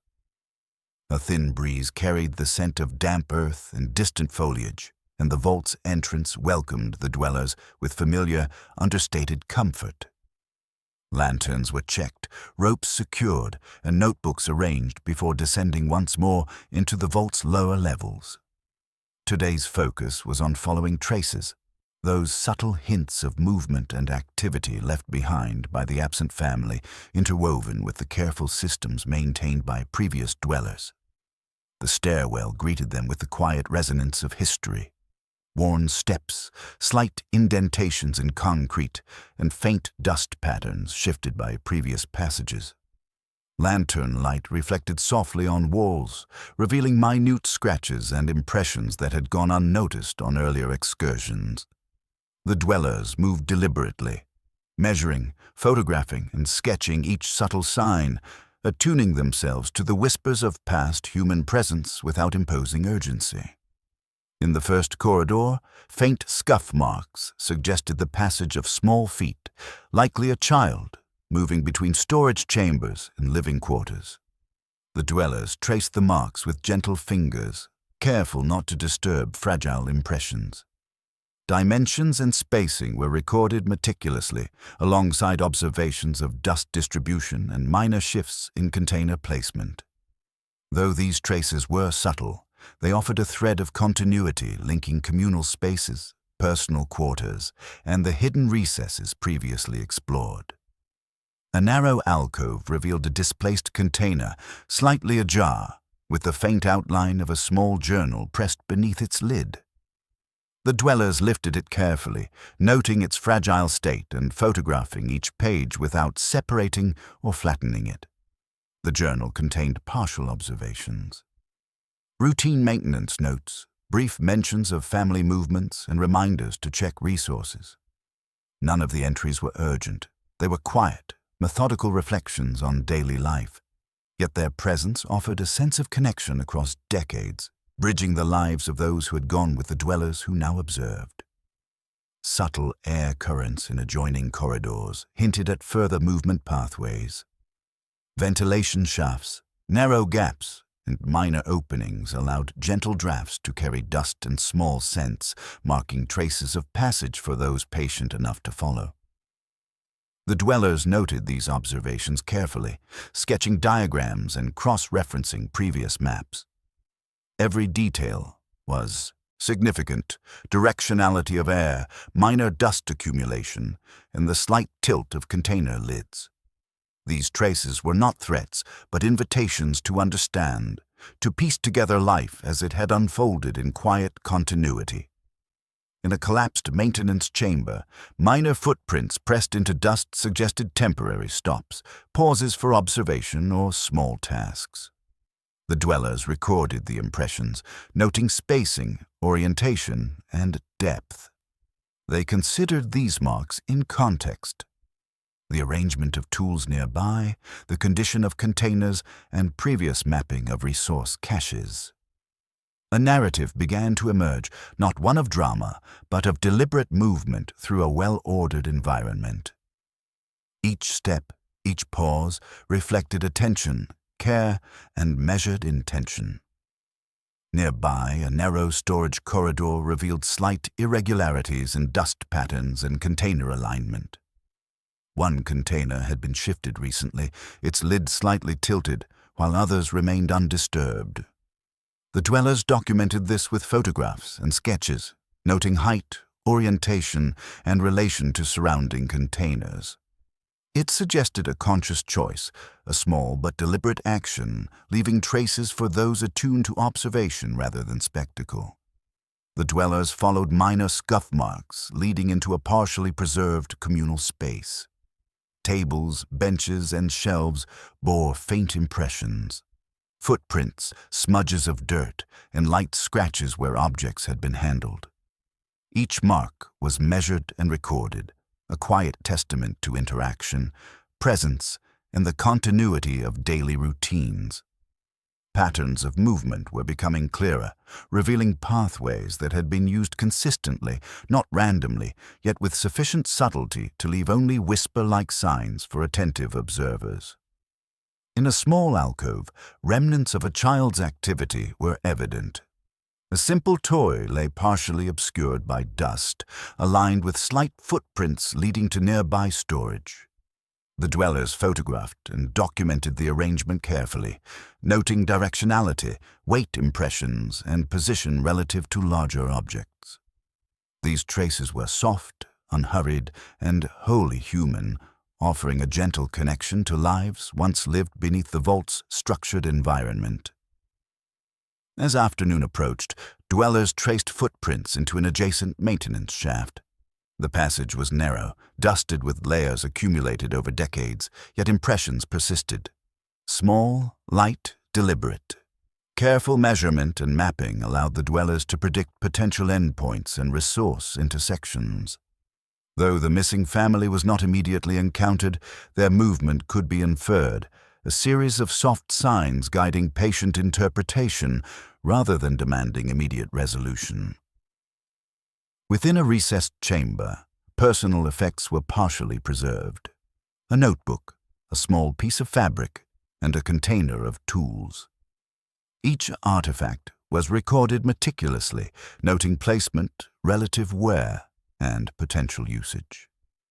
The dwellers traced relationships between objects, the notebook near a workbench, the fabric adjacent to a resource container, the tools aligned in a careful order. Such patterns reflected not chaos, but competence, attention, and continuity, traits that defined life in the vault and illuminated the quiet narrative of daily survival. The dwellers paused to consider airflow, light angles, and spatial acoustics. Lanterns cast soft, overlapping pools of illumination, highlighting minute dust patterns and subtle scratches on metal and concrete. The interplay of light and shadow revealed traces previously unnoticed. Minor shifts in container placement, impressions on floors, and scuff marks indicating gentle pauses in movement. Observing these details offered reassurance. The vault, though silent, communicated its history to those patient enough to notice. In a partially collapsed corridor, footprints traced a curve around obstacles, following pathways guided by practical necessity rather than urgency. The dwellers photographed, measured, and sketched each impression, noting spacing, alignment, and probable direction. Subtle patterns emerged. movements that corresponded to resource management, storage access, and routine traversal of communal areas. Even without immediate context, the dwellers began to sense a rhythm, a human cadence carefully imprinted upon the vault's architecture. A small storage chamber yielded further traces. Lightly shifted containers, impressions on dust, and minor etchings in container lids. Each observation was documented in careful logs, linked to prior maps and cross-referenced with previously discovered personal artifacts. The dwellers' patient study revealed a gentle narrative. A family moving through the vault, interacting with its spaces, and leaving intentional, subtle traces for observers attuned to careful observation. Evening descended slowly, painting walls with soft gradients of light and shadow. The dwellers paused near the central atrium to consolidate findings. Maps were updated, photographs reviewed, and sketches refined. The cumulative observations suggested a movement pattern. Small, deliberate steps, interactions with storage and communal spaces, and careful navigation of obstacles. Though no direct encounter with the missing family had occurred, the pattern indicated that their presence had persisted in measured, quiet ways, sufficient for attentive dwellers to trace without haste. Dinner was prepared in a nearby alcove. Rations were shared quietly, with minimal conversation, as dwellers reviewed logs and considered subtle implications. The day's observations reinforced lessons of patience, competence, and attentiveness. Understanding required careful mapping, repeated observation, and quiet reflection. The absent family remained a soft question in the ledger, yet the traces left behind offered reassurance that life had been orderly, attentive, and guided by quiet intention. After dinner, the IOAPA dwellers returned briefly to lower corridors. Lanterns illuminated footprints, minor dust shifts, and displaced containers, allowing one last review of patterns before nightfall. Every observation contributed to a growing understanding of the vault as a living, interwoven system of movement, maintenance, and quiet human presence.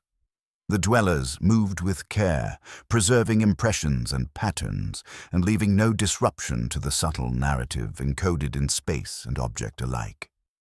As night settled, lanterns were dimmed and blankets arranged. The vault exhaled the quiet rhythm of a day observed with patience and care. Footprints, scuffs, minor etchings, and faint impressions remained, silent guides for future exploration. The dwellers rested, confident in the knowledge that observation without urgency revealed more than hasty pursuit ever could. Sleep arrived easily, guided by attentive mapping, measured exploration, and the satisfaction of discovering life's rhythm in the vault's subtle traces. Tomorrow promised further understanding, additional corridors, more personal artifacts, and perhaps the gentle revelation of the family whose careful movements had persisted unnoticed until now. Within Vault 76, patience and attentive study continued to illuminate hidden narratives, reinforcing the vault's quiet instruction. Observe, record, respect, and allow life's traces to guide understanding at a gentle pace. Outside, the mist shifted over the hills, carrying the faint scent of earth, leaves, and distant water. Inside, the vault lay calm, its corridors and chambers patiently waiting for another day of gentle observation. The absent family's traces remained present but non-intrusive, a narrative of care, movement, and quiet intention woven into the vault's architecture. The dwellers slept, attuned to subtle rhythms, comforted by the knowledge that the vault's stories were slowly revealing themselves, one trace at a time, and that tomorrow would provide more gentle guidance for patient study. Morning light filtered softly through the mist over Vault 76, turning the landscape into a palette of gentle grays and muted greens. The dwellers prepared for another day of exploration, arranging lanterns, securing ropes, and reviewing their notes from previous excursions. Today, the focus shifted slightly. Rather than merely tracing footprints or cataloging objects, they sought connections, subtle overlaps between the traces of movement, objects, and patterns of daily life within the vault. The absent family remained elusive, yet hints of their presence threaded through each corridor, room, and chamber. Descending the familiar stairwell, dwellers observed the interplay of dust, light, and shadow along worn steps. Soft impressions from previous passes, faint scratches, and displaced objects created a map of movement that the dwellers could read with patience and care. Each observation was cross-referenced with prior sketches and logs, allowing connections to emerge between distant chambers and previously noted anomalies. The vault seemed to breathe quietly under their attention, revealing more with every deliberate glance. In the lower communal atrium, dwellers paused to examine murals, faded over decades but still legible in their muted colors.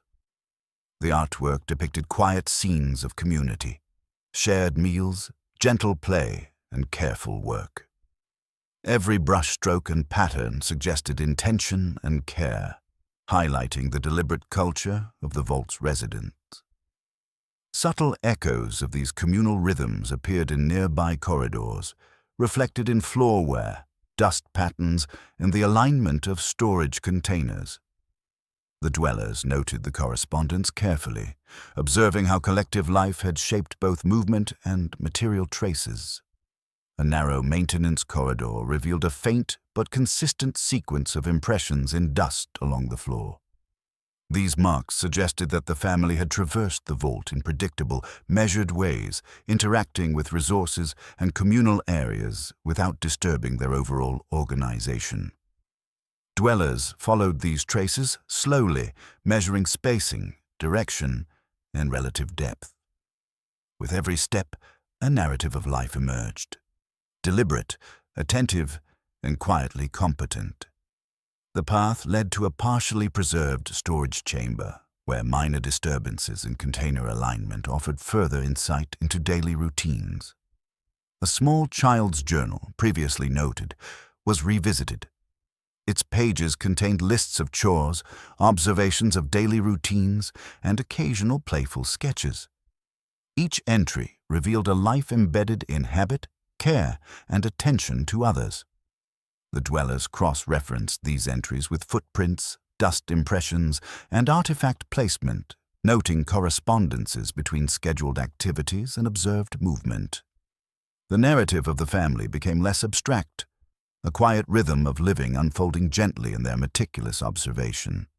In a side chamber near the communal kitchen, minor anomalies in floorware indicated frequent but subtle use. Containers had been shifted slightly, lids adjusted, and utensils left in precise arrangements. The dwellers recorded each detail, noting orientation, placement, and probable frequency of interaction. Patterns emerged, suggesting that the family had contributed to the maintenance and upkeep of communal spaces, leaving traces of care rather than chaos. These observations reinforced a growing understanding. The vault had been inhabited not only for survival, but for structured, thoughtful daily life. A corridor leading to the dormitory revealed faint air currents, dust patterns, and impressions in the floor. The dwellers noted each minor variation, mapping airflow and the potential pathways it might influence. Even subtle details such as the tilt of a container or the alignment of a bench were recorded, as they could indicate habitual routines. Connections between corridors, dormitories, and communal spaces became increasingly apparent, offering a layered map of human presence and movement. In the partially preserved recreation area, benches and tables bore faint scuff marks and impressions of objects. Dwellers photographed and sketched the arrangements, noting patterns consistent with previous observations in communal areas. It was a record of gentle interaction, sitting, moving objects, or resting briefly. No urgency, no distress, only the quiet rhythm of human behavior repeated across generations and recorded in the vault's subtle textures. A storage alcove revealed lightly shifted containers and partially opened lids, evidence of interaction long after the initial construction of the vault. The dwellers documented each anomaly, measuring impressions, photographing orientations, and recording possible correlations with previously noted footprints and artifact locations. These minor shifts suggested deliberate engagement, whether through maintenance, resource retrieval, or playful curiosity. By tracing such connections, the dwellers gradually built a picture of life woven through both material and spatial evidence. The dwellers then paused to examine a partially intact workshop. Tables and benches bore impressions of tools and materials, subtly altered by repeated use. The alignment of implements suggested order and routine, reflecting a deliberate system maintained by previous inhabitants. Footprints and minor dust disturbances indicated multiple interactions, while small notes or scraps of paper suggested record-keeping and attention to detail. The dwellers incorporated these observations into their maps, linking the workshop to dormitories and communal spaces through both movement patterns and activity traces. Evening approached with the slow, soft passage of light through overhead vents and narrow windows. Lanterns were positioned carefully, casting gentle illumination across floors, walls, and partially preserved murals. Dust patterns became more visible, air currents clearer, and the interplay of shadow and light revealed subtle connections previously unnoticed. Every detail was recorded, integrated, and cross-referenced, allowing the dwellers to trace layers of memory embedded in the vault's architecture. Dinner was shared quietly in the communal kitchen, conversation low, reflective, and deliberate. Observations were discussed in measured tones, emphasizing patterns rather than speculation. The dwellers appreciated the continuity of life in the vault. Movement, interaction, and attention to both community and personal routines. Though the absent family remained physically unobserved, their traces now appeared less as mystery and more as a gentle record of participation in daily life. Later, dwellers returned briefly to lower corridors to review findings. Minor anomalies, displaced containers, faint scuff marks, small personal artifacts were re-examined in the context of the day's observations. Subtle correlations became clearer. Pathways between storage and dormitories, alignment of objects with workstations, and slight variations in dust patterns all suggested a rhythm of life consistent with prior routines. Every discovery reinforced a sense of continuity. The vault had been a carefully maintained ecosystem of human presence, with each resident contributing to its balance in measured ways. A small recess in the central corridor revealed a fragment of textile, partially decayed but still present. Its position relative to nearby containers suggested temporary placement, perhaps to protect materials or preserve warmth. The dwellers recorded it with careful measurements, sketches, and photographs, noting the fabric's texture, weight, and orientation. Even this small fragment became a subtle connection between personal activity, spatial arrangement, and the broader patterns of vault life. As night settled, lanterns were dimmed and blankets arranged. The vault exhaled a quiet rhythm of accumulated presence and movement, of careful attention and deliberate routine. Footprints, dust patterns, displaced containers, and small personal artifacts remained undisturbed, silently telling a story of competence, care, and human persistence. The dwellers rested, confident that patient observation revealed more than hurried searches ever could. Sleep arrived gently, guided by maps, logs, and the satisfaction of tracing subtle connections through the vault's quiet architecture. Tomorrow promised continued exploration, with the potential to integrate these connections into a more cohesive understanding of the absent family's presence and movements. Within the vault, every trace mattered.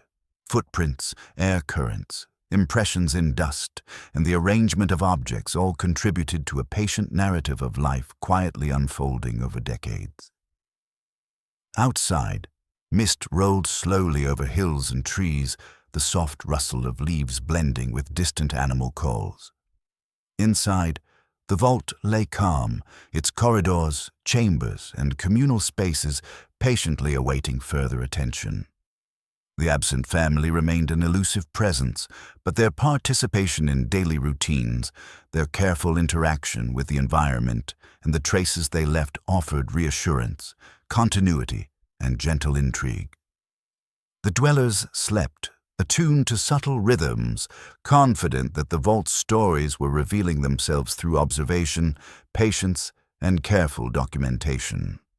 Tomorrow, further exploration would continue, layering new insights atop those already recorded, tracing human presence and quiet competence through every corridor and chamber.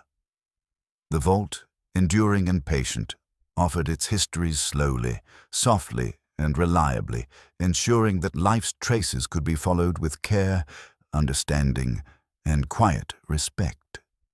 The morning arrived in a soft, muted haze over Vault 76, the mist lingering across the hills in delicate folds. Lanterns were lit, ropes secured, and notebooks open to yesterday's observations.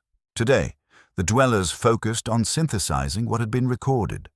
The traces of passage, minor disturbances, personal artifacts, and dust impressions. The absent family remained unseen, yet their presence was increasingly legible through careful observation, subtle measurement, and patient study.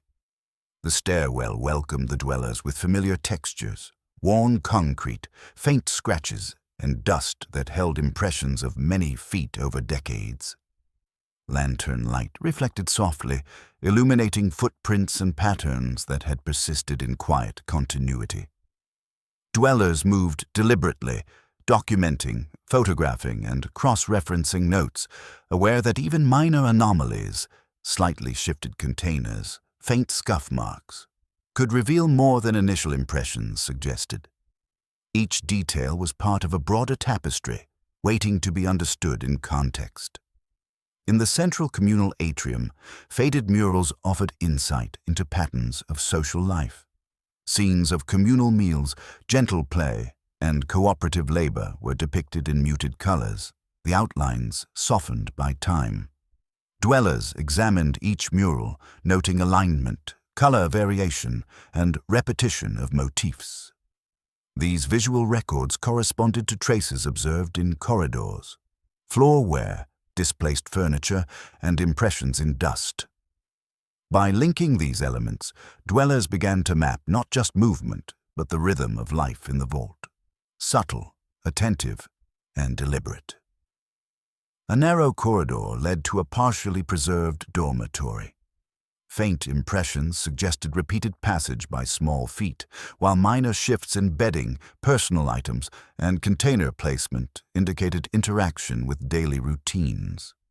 The dwellers measured spacing, orientation, and depth, integrating these observations into maps of movement across the lower levels. It became clear that the absent family had navigated these spaces with thoughtfulness and consistency, leaving traces that were gentle, deliberate, and orderly. In the workshop area, tools and benches reflected repeated use, subtle modifications, and careful alignment. The dwellers photographed and sketched each work surface, noting impressions in dust, slight shifts in tool placement, and the condition of work materials. Patterns emerged: routine maintenance, occasional improvisation, and attention to shared resources. The dwellers recognized a larger narrative, one in which competence, observation, and care shaped both movement and spatial arrangement. A small storage chamber offered further insight. Containers were slightly ajar, lids tilted, and footprints aligned with previously observed movement patterns. The dwellers noted these subtle indicators, mapping connections to communal areas, workshops, and dormitories. Even minor air currents, dust displacement, and light angles contributed to understanding, revealing how the vault's architecture guided movement and how inhabitants adapted to these patterns in calm, attentive ways. Returning to the recreation space, the dwellers examined benches, tables, and faint impressions on floors. Subtle scuff marks and minor shifts in object placement suggested gentle interaction, pauses for rest, and routine engagement with the environment. The dwellers recorded each observation carefully, integrating them into a growing network of activity patterns. This synthesis revealed continuity between spaces. The dormitories, communal areas, workshops, and storage zones were not isolated, but interconnected through repeated, deliberate action. In a corridor near the kitchen, minor anomalies and dust patterns indicated habitual pauses. Places where objects were adjusted, lids repositioned, or footprints lingered slightly longer. The dwellers documented these anomalies, noting orientation, relative depth, and possible purpose. Even without direct observation, these traces offered insight into the family's daily rhythm, measured, attentive, and collaborative. The vault's quiet narrative unfolded in layers, each trace reinforcing previous observations and illuminating subtle relationships between spaces and activities. An alcove near the central atrium revealed a small child's drawing, partially faded but still legible. Its position relative to nearby containers and benches suggested repeated presence and careful handling. The dwellers photographed and sketched the drawing, integrating it into a broader understanding of the vault's social environment. Patterns of movement, artifact placement, and routine interaction became increasingly coherent, creating a gentle map of life as it had been lived in this carefully maintained space. By late afternoon, the dwellers assembled findings in the central atrium. Maps, sketches, photographs, and notes were cross-referenced, revealing a network of patterns that connected every chamber explored so far. Footprints, scuff marks, dust impressions, and artifact placement formed a layered record of human activity. The dwellers recognized a subtle but profound insight. The absent family's movements were not chaotic or anxious, but deliberate, attentive, and consistent with the vault's overall rhythm. As lanterns illuminated the space, dwellers reviewed the synthesis of data. They observed correlations between movement paths, communal space usage, and personal artifact placement. Patterns emerged that suggested indirect communication, small adjustments in shared areas, and consistent participation in maintenance routines. These traces offered reassurance. The absent family had navigated the vault with competence, care, and an understanding of the subtle dynamics of their environment. Dinner was prepared quietly, with measured conversation and reflective observation. Dwellers discussed the correlations between movement patterns, artifact placement, and social space use. Insights emerged about the vault as a cohesive system of life, where attention, routine, and gentle care shaped daily existence. The absent family's traces were no longer isolated. They contributed to a broader understanding of vault life, movement, and interaction. Later, dwellers revisited lower corridors and storage chambers to verify observations. Even the smallest anomalies, slightly shifted containers, faint scuffs, and displaced objects were reconsidered in context. Subtle patterns of presence, movement, and interaction became more evident, reinforcing the narrative of deliberate, careful living within the vault.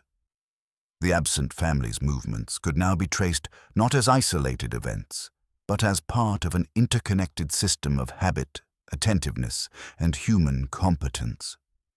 A narrow alcove revealed fragments of textiles, lightly folded papers, and small personal objects. The dwellers recorded these with precise measurements, photographs, and sketches. Each item became part of a network of observations, connecting personal activity to communal spaces and movement patterns.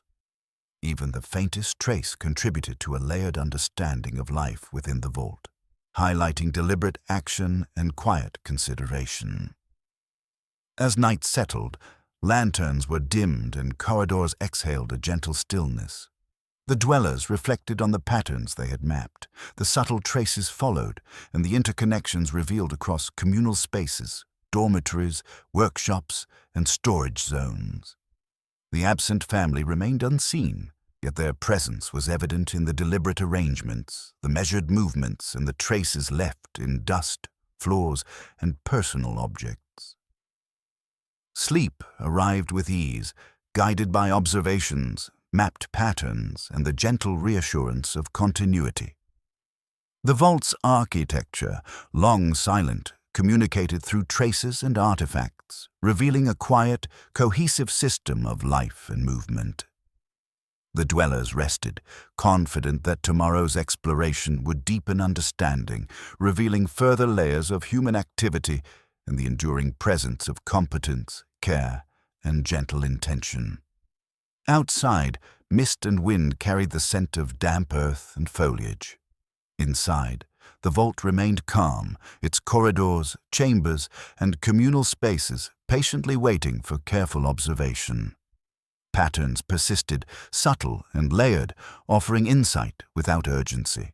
The absent family's traces intertwined with those of other dwellers, forming a quiet narrative of life, attention, and competence, unfolding gently beneath the vault's surface.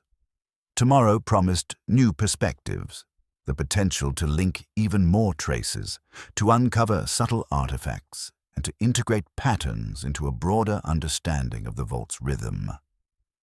Within the vault, patient study continued to reveal the stories embedded in space, movement, and object placement. Every footprint, scuff, and dust impression was a thread in a larger tapestry, waiting to be observed, understood, and gently appreciated. The dwellers slept, attuned to the soft cadence of vault life, reassured that careful observation illuminated both past presence and the enduring logic of human competence. Morning settled slowly over the hills surrounding Vault 76, a muted light spilling through mist and clouds, softening every edge. The dwellers began their final day of observation with measured care, lanterns lit, notebooks open, and a shared intention to integrate all previous discoveries into a cohesive understanding. The absent family remained physically unseen, yet their presence was fully legible through footprints, dust impressions, minor shifts in objects, and small personal artifacts scattered throughout the vault's corridors and chambers. Today's focus was on reflection and synthesis, gently connecting patterns, confirming prior hypotheses, and tracing the broader rhythm of life beneath the vault's roof. Descending familiar stairwells, dwellers noticed small changes in light angles and air currents, which subtly altered the perception of dust patterns and footprints. Even the faintest shifts offered additional information, reinforcing patterns previously recorded and suggesting new connections. Each step was deliberate, measurements taken, sketches refined, and photographs reviewed. Observation was quiet, contemplative, and patient, emphasizing the cumulative understanding of the vault's gentle history rather than hurried exploration. In the central atrium, the murals that depicted communal life were revisited. Faded scenes of shared meals, play, and cooperative tasks seemed to harmonize with patterns in dust and the alignment of objects noted over the past days. The dwellers paused, observing the subtle interplay between visual narrative and spatial traces. Footprints leading from communal areas to dormitories, storage, and workspaces were integrated into a broader schema, revealing a network of intentional movement and daily life. Patterns became legible, not as fragmented anomalies, but as a cohesive rhythm of attentive human activity. The dwellers moved into the workshop area, observing benches, tools, and minor indentations in dust. Each shift in the workspace, each slight variation in tool placement, was considered in relation to previous recordings of footprints, container arrangements, and personal artifacts. A narrative of care and competence emerged. The absent family had moved with deliberation, maintaining order and contributing to communal tasks. Even subtle deviations suggested mindful improvisation, small adaptations that complemented routines rather than disrupted them. These observations reinforced a new perspective. The vault's inhabitants had been less absent than previously thought, participating in life in measured, thoughtful ways. A storage corridor offered further insight. Containers that had seemed slightly displaced were now understood as part of consistent interaction with shared resources. Dust patterns indicated habitual movement, and footprints aligned with those recorded near dormitories, recreation areas, and workshops. The dwellers traced these pathways slowly, mapping a complete network of movement and interaction. Even minor air currents and faint light changes were noted as they subtly influenced visibility, object placement, and the impressions left in dust. In a dormitory, bedding arrangements, minor scuff marks, and personal effects were re-examined. Footprints suggested not haste but routine, measured passage from storage to beds, gentle pauses for daily tasks, and occasional stops to observe or adjust objects. The dwellers observed patterns in proximity, spacing, and orientation, noting how minor adjustments reinforced shared living arrangements and reflected deliberate attentiveness. Every small movement was part of a larger rhythm, a continuity that connected all areas of the vault. Returning to the recreation space, the dwellers examined benches, tables, and impressions in floors. Small scuff marks indicated repeated interaction without urgency, occasional pauses, and careful engagement with shared objects. Patterns of presence were integrated into the larger map of vault life, connecting workshops, storage areas, dormitories, and communal spaces. Even artifacts of play, faded drawings, worn toys, or minor markings, provided insight into human presence and attentive engagement. As afternoon approached, the dwellers gathered in the central atrium to review their cumulative findings. Maps, logs, photographs, and sketches were assembled and cross-referenced, creating a full representation of movement, interaction, and subtle traces of life. A gentle pattern emerged. The absent family's passage was not mysterious or chaotic, but deliberate, careful, and consistent with the broader rhythm of the vault. Their traces, once isolated and subtle, now revealed a coherent story of attentive, competent daily life. A small side corridor revealed faint dust impressions and minor displaced containers that had been noted previously but not fully understood. With the integrated map, these anomalies now made sense as deliberate interactions with shared resources, adjustments to routine, or gentle improvisation in movement. The dwellers recorded these observations, confirming their place in the broader pattern of activity. It was a quiet revelation. Absence did not mean neglect, and subtle traces could illuminate presence more effectively than direct observation. Dinner was shared quietly, reflective and deliberate.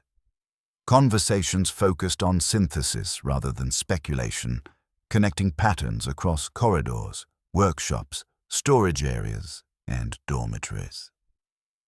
The dwellers recognized that careful observation, measurement, and patient integration had revealed a complete understanding of daily life within the vault. Even the absent family, once elusive, was now present in memory, patterns, and traces, integrated into the larger rhythm of vault life. As evening settled, the dwellers returned to lower corridors and chambers to confirm and reinforce prior observations. Subtle connections became clearer. Footprints leading to workspaces, dust impressions linking communal and private areas, and small personal artifacts situated in patterns reflecting deliberate care. The dwellers recognized a profound insight. Competence, attentiveness, and gentle interaction had been constant, forming a quiet backbone to vault life. Even without direct confrontation or visible presence, the absent family's participation was evident and coherent. A narrow alcove revealed a small textile fragment, partially folded and preserved. Its position relative to containers and furniture aligned with observed patterns of movement, care, and resource management. The dwellers photographed, measured, and sketched the fragment, integrating it into the larger synthesis of vault life. Even small objects contributed to understanding, linking movement, habit, and attentiveness across multiple spaces. Lanterns dimmed as night approached, casting pools of gentle light across floors, walls, and corridors.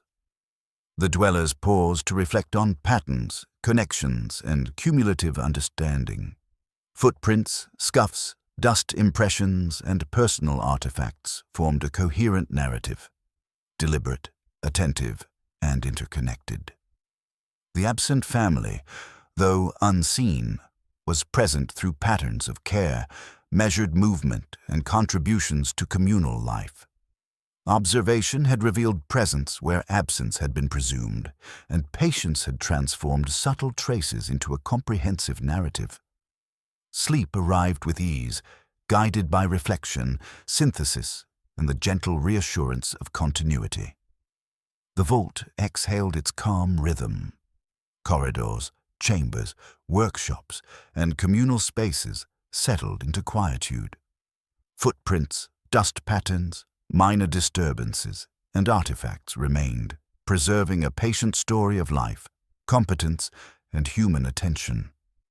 The dwellers rested, comforted by the knowledge that careful observation had illuminated the vault's rhythms and that the absent family's presence was preserved in traces, patterns, and subtle interconnections. Outside, the hills and mist softened the landscape into gentle gradients of green and gray.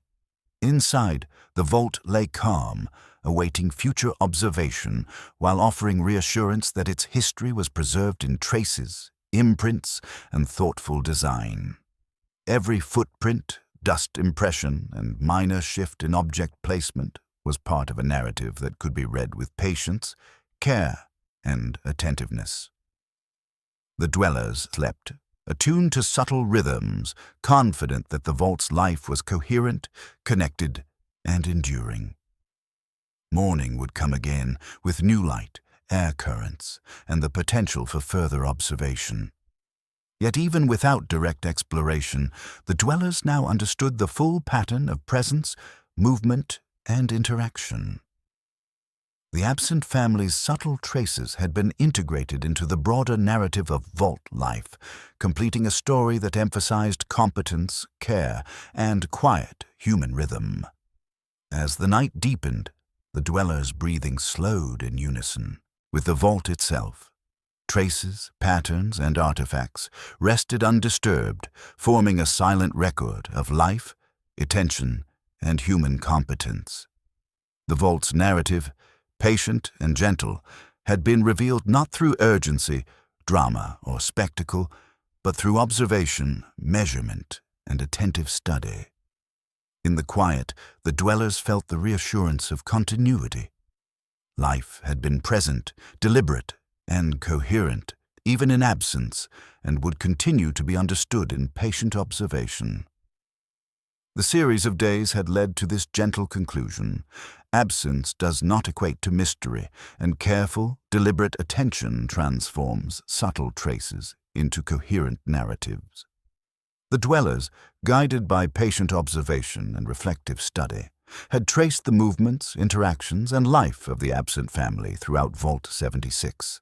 In doing so, they discovered not chaos, but quiet competence, deliberate care, and a continuity of life that persisted through traces, impressions, and artifacts. Vault 76, enduring and patient, revealed its history slowly, softly, and reliably, offering understanding to those who approached with care and attentiveness. Sleep, now complete and unhurried, carried the dwellers into the gentle rhythm of rest. Traces, footprints, dust impressions, and small artifacts would remain, silent yet legible for anyone patient enough to observe. The absent family's presence, once subtle and elusive, was now fully integrated into the narrative of vault life, providing reassurance, continuity, and gentle intrigue. The vault exhaled, corridors calm, chambers settled, communal spaces quiet. Life, attentive and deliberate, had been traced, understood, and respected. Within Vault 76, patterns persisted, subtle and layered, offering insight, reassurance, and the quiet joy of understanding. The dwellers slept, attuned to the rhythm of movement, care, and competence that had been their guide through the vault's spaces. The absent family's traces, now mapped and appreciated, formed the final, gentle layer in a narrative of human attentiveness and quiet presence. And in that quiet, patient observation, the vault whispered its ultimate lesson. Life is recorded not only in presence, but in attentive care, deliberate action, and the gentle, enduring traces left behind. Morning drifted slowly across the hills beyond Vault 76, pale sunlight filtering through lingering mist and soft clouds.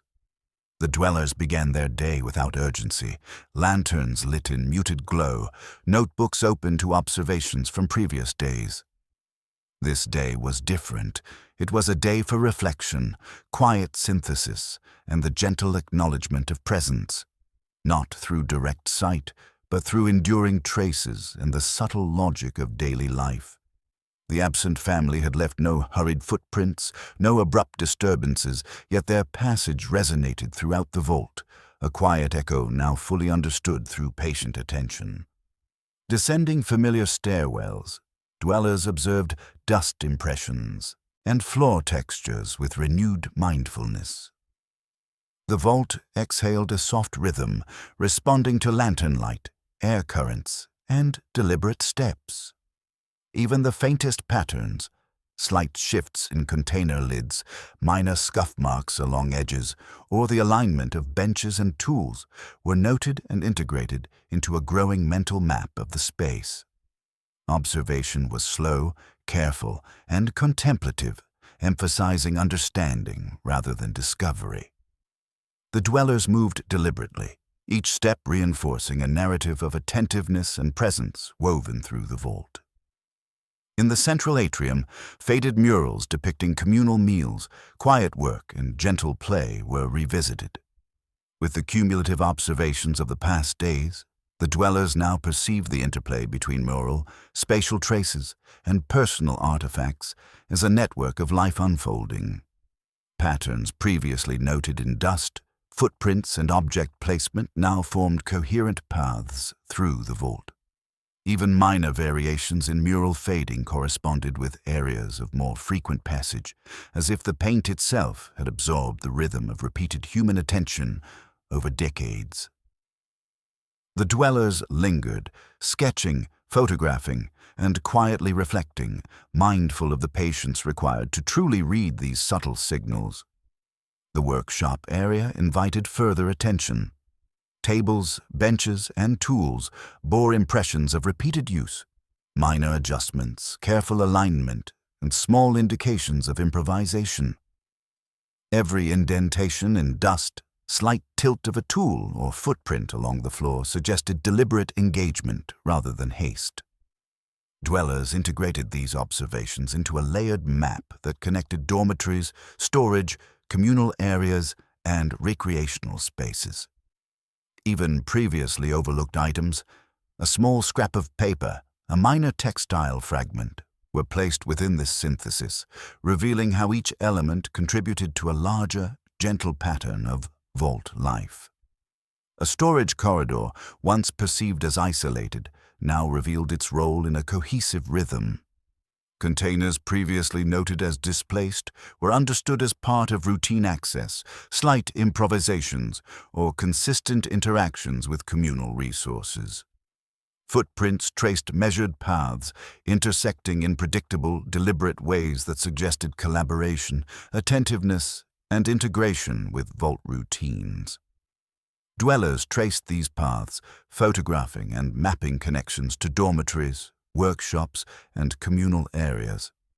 Even the faintest dust variations were considered, each one a signal within the layered narrative of life beneath the vault's surface. Dormitories offered further insight. Bedding arrangements, minor scuffs, and personal items suggested habitual movement, deliberate interaction, and quiet attentiveness.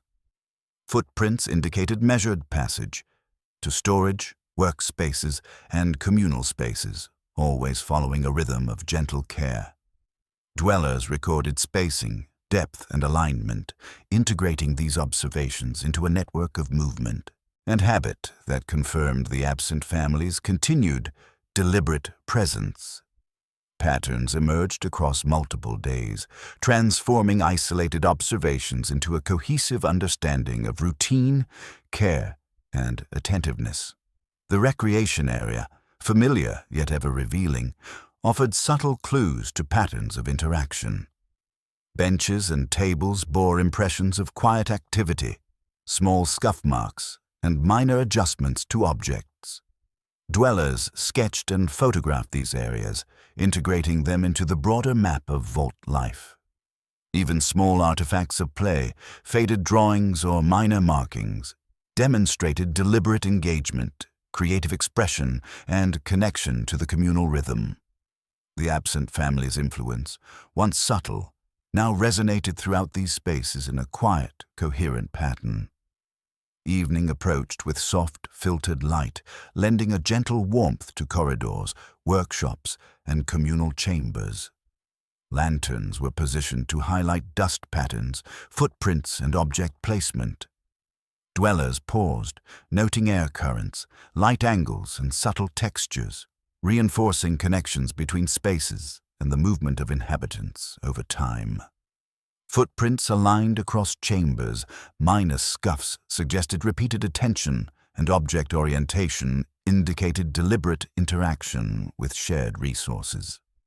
All traces, small and often overlooked, contributed to a network of human presence that spanned the entirety of the vault. A small side corridor revealed previously overlooked artifacts. A minor textile fragment, slightly worn, and a faded scrap of paper with careful marks. The dwellers photographed, measured, and recorded these items, noting their spatial relationship to previously documented movement patterns. Even minor details illuminated broader connections, linking personal activity to communal spaces and reinforcing the coherence of the vault's human rhythm. These artifacts became gentle anchors for the narrative, connecting observation, interpretation, and understanding in a seamless, low-arousal pattern. Dinner was quiet, reflective, and deliberate. Dwellers shared notes, observations, and reflections, emphasizing patterns rather than speculation. The vault's rhythm emerged clearly. Measured movement, attentive care, and coherent interaction formed a quiet but resilient structure supporting life in the underground spaces. Even the absent family, though physically unseen, was fully present through these traces, demonstrating their integration into communal routines and spatial organization. Night approached, and dwellers returned to corridors, workshops, and storage areas for final observations. Minor adjustments, scuff marks, and dust patterns were reviewed with fresh perspective. Connections across spaces, dormitories, communal areas, workshops, and storage zones were traced once more, confirming coherence and deliberate engagement. The absent family's path, once perceived as elusive, was now fully integrated into the broader rhythm of vault life, their presence legible in the patterns left behind. Lanterns dimmed, casting pools of soft light and gentle shadow. The vault exhaled quietly, settling into a rhythm of calm. Footprints, dust impressions, and minor shifts in objects told the story of measured attention, deliberate movement, and quiet competence. The dwellers paused to reflect, allowing understanding to settle as a gentle, almost tactile reassurance. Absence had been transformed into presence. Subtle traces had become clear, and life beneath the vault had been mapped with patient care. Sleep arrived slowly, guided by observation, reflection, and gentle synthesis. The vault's architecture, long silent, now whispered its narrative through layers of footprints, object placement, dust impressions, and minor artifacts. Even the smallest trace carried meaning, connecting personal engagement to communal rhythms. The absent family's presence, once only hinted at, now resonated fully through the patterns of movement, attentiveness, and careful interaction preserved within the vault. Outside, the landscape was softened by mist and muted sunlight. Inside, the vault lay quiet, its chambers, corridors, and communal spaces settled. Traces of human life persisted in gentle patterns, offering reassurance that careful observation reveals presence, competence, and connection even without direct visibility. The dwellers slept, attuned to subtle rhythms, reassured that patient attention illuminates continuity, care, and deliberate action. Tomorrow's light would bring no urgency, only the potential to review, reflect, or observe further if desired. Yet even without additional exploration, the dwellers now held a complete understanding. The absent family's presence was recorded in footprints, dust patterns, artifact placement, and consistent interaction with vault spaces. Vault 76, enduring and patient, had offered its narrative softly, reliably, and entirely legible to those who approached with care, attentiveness, and gentle patience. As night deepened, dwellers exhaled into sleep, synchronized with the vault's quiet pulse. Footprints, dust impressions, minor object adjustments, and artifacts rested undisturbed, forming a silent record of deliberate life, attentive movement, and quiet competence. The vault's narrative had been revealed not through urgency or spectacle, but through observation, care, and attentive integration. The dwellers slept, reassured that absence had been translated into presence, subtle traces into coherent narrative, and vault life into enduring understanding. In this final quiet, a gentle lesson lingered. Life is present in subtle engagement, patient observation, and deliberate action. Even when individuals cannot be seen, their presence echoes through patterns, traces, and careful attention to environment and community. Vault 76's story was now fully traced, mapped, and respected, leaving dwellers, observers, and listeners alike with a deep sense of continuity, reassurance, and gentle satisfaction. The mist outside thickened softly, curling around hills and softened trees. Inside, Vault 76 exhaled its calm, confident pulse. Footprints, minor disturbances, and subtle patterns remained, legible to those patient enough to observe. The absent family's narrative, once elusive, now resonated fully through attentive observation, careful recording, and gentle interpretation. The vault whispered its final truth. Life is preserved not only in presence, but in attentive care, deliberate engagement, and the soft, enduring traces left behind. Sleep fully settled over the dwellers. The vault remained patient, enduring and calm, its rhythm undisturbed. Footprints, dust impressions, and artifacts formed a complete narrative of life, competence, and careful attention. The absent family's story had been traced, understood, and gently concluded, providing reassurance, continuity, and a soft closure to the exploration.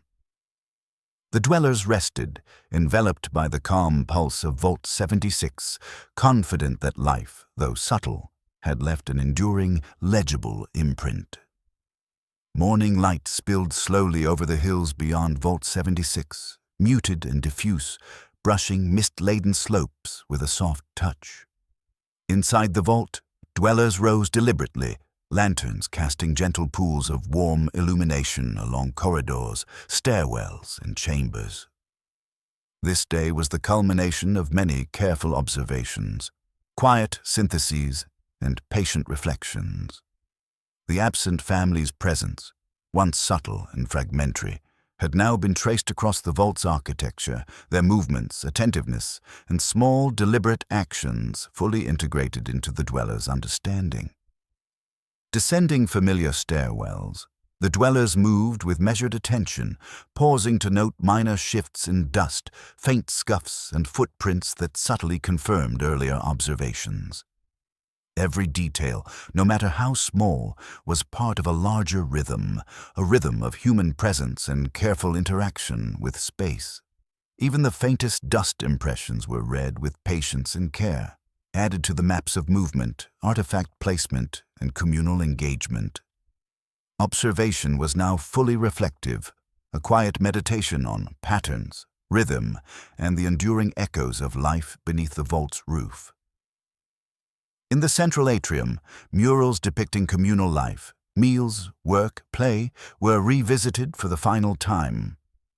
The dwellers observed how dust patterns, object placements, and footprints aligned with these depictions, revealing a gentle harmony between past activity and artistic representation.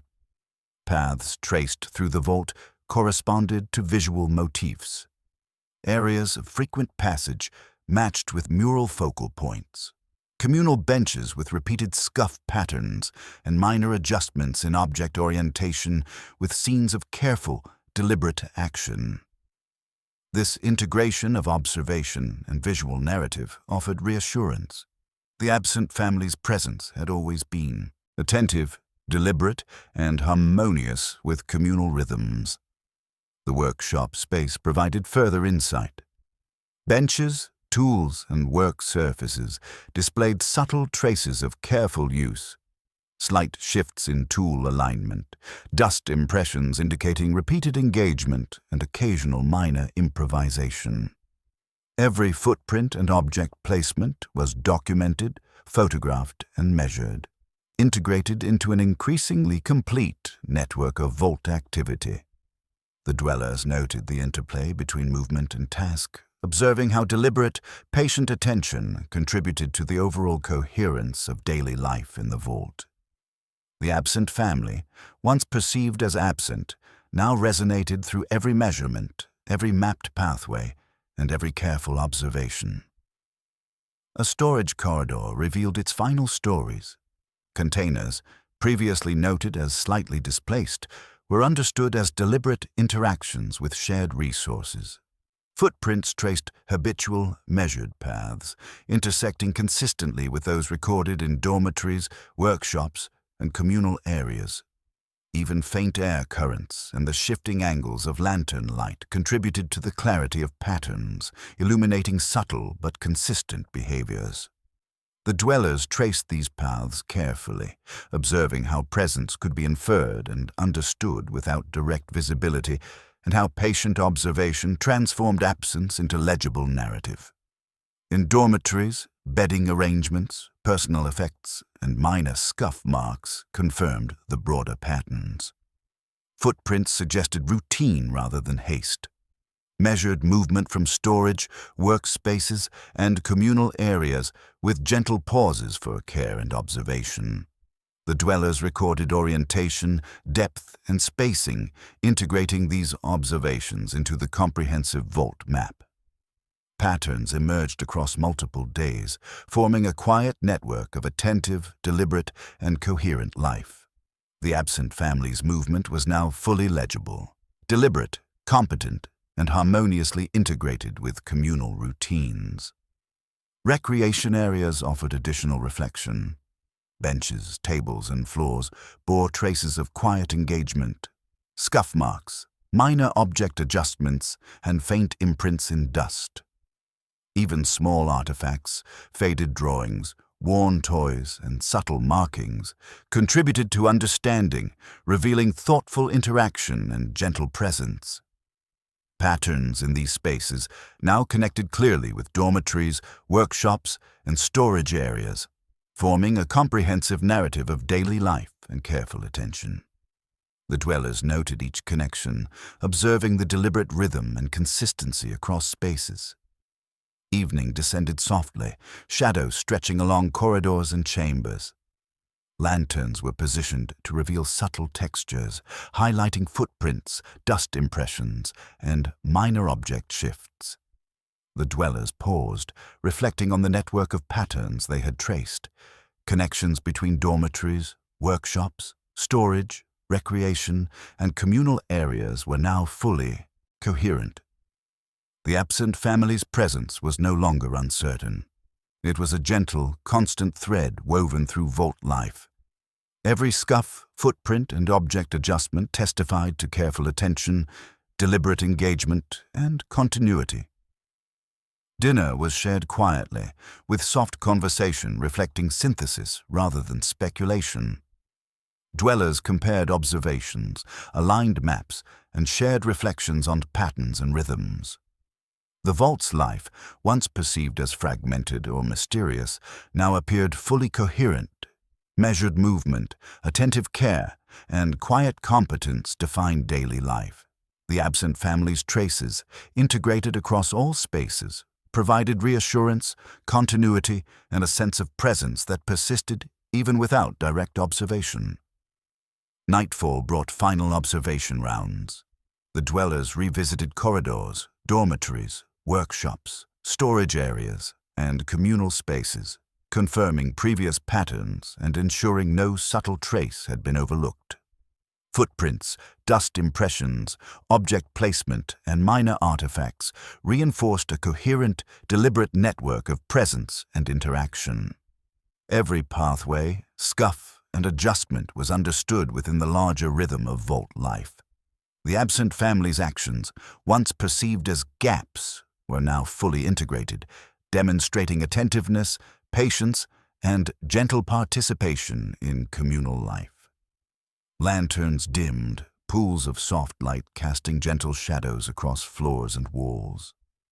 The vault exhaled slowly, its rhythm calm, deliberate, and assured.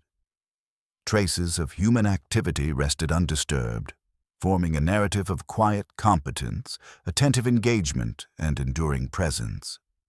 The dwellers paused, reflecting on the lessons learned. Careful observation transformed subtle traces into coherent narratives, absence into presence, and uncertainty into understanding.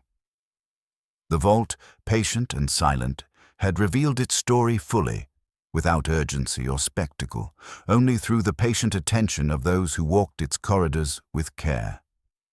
Sleep settled deeply, guided by reflection, synthesis, and the quiet reassurance of completeness.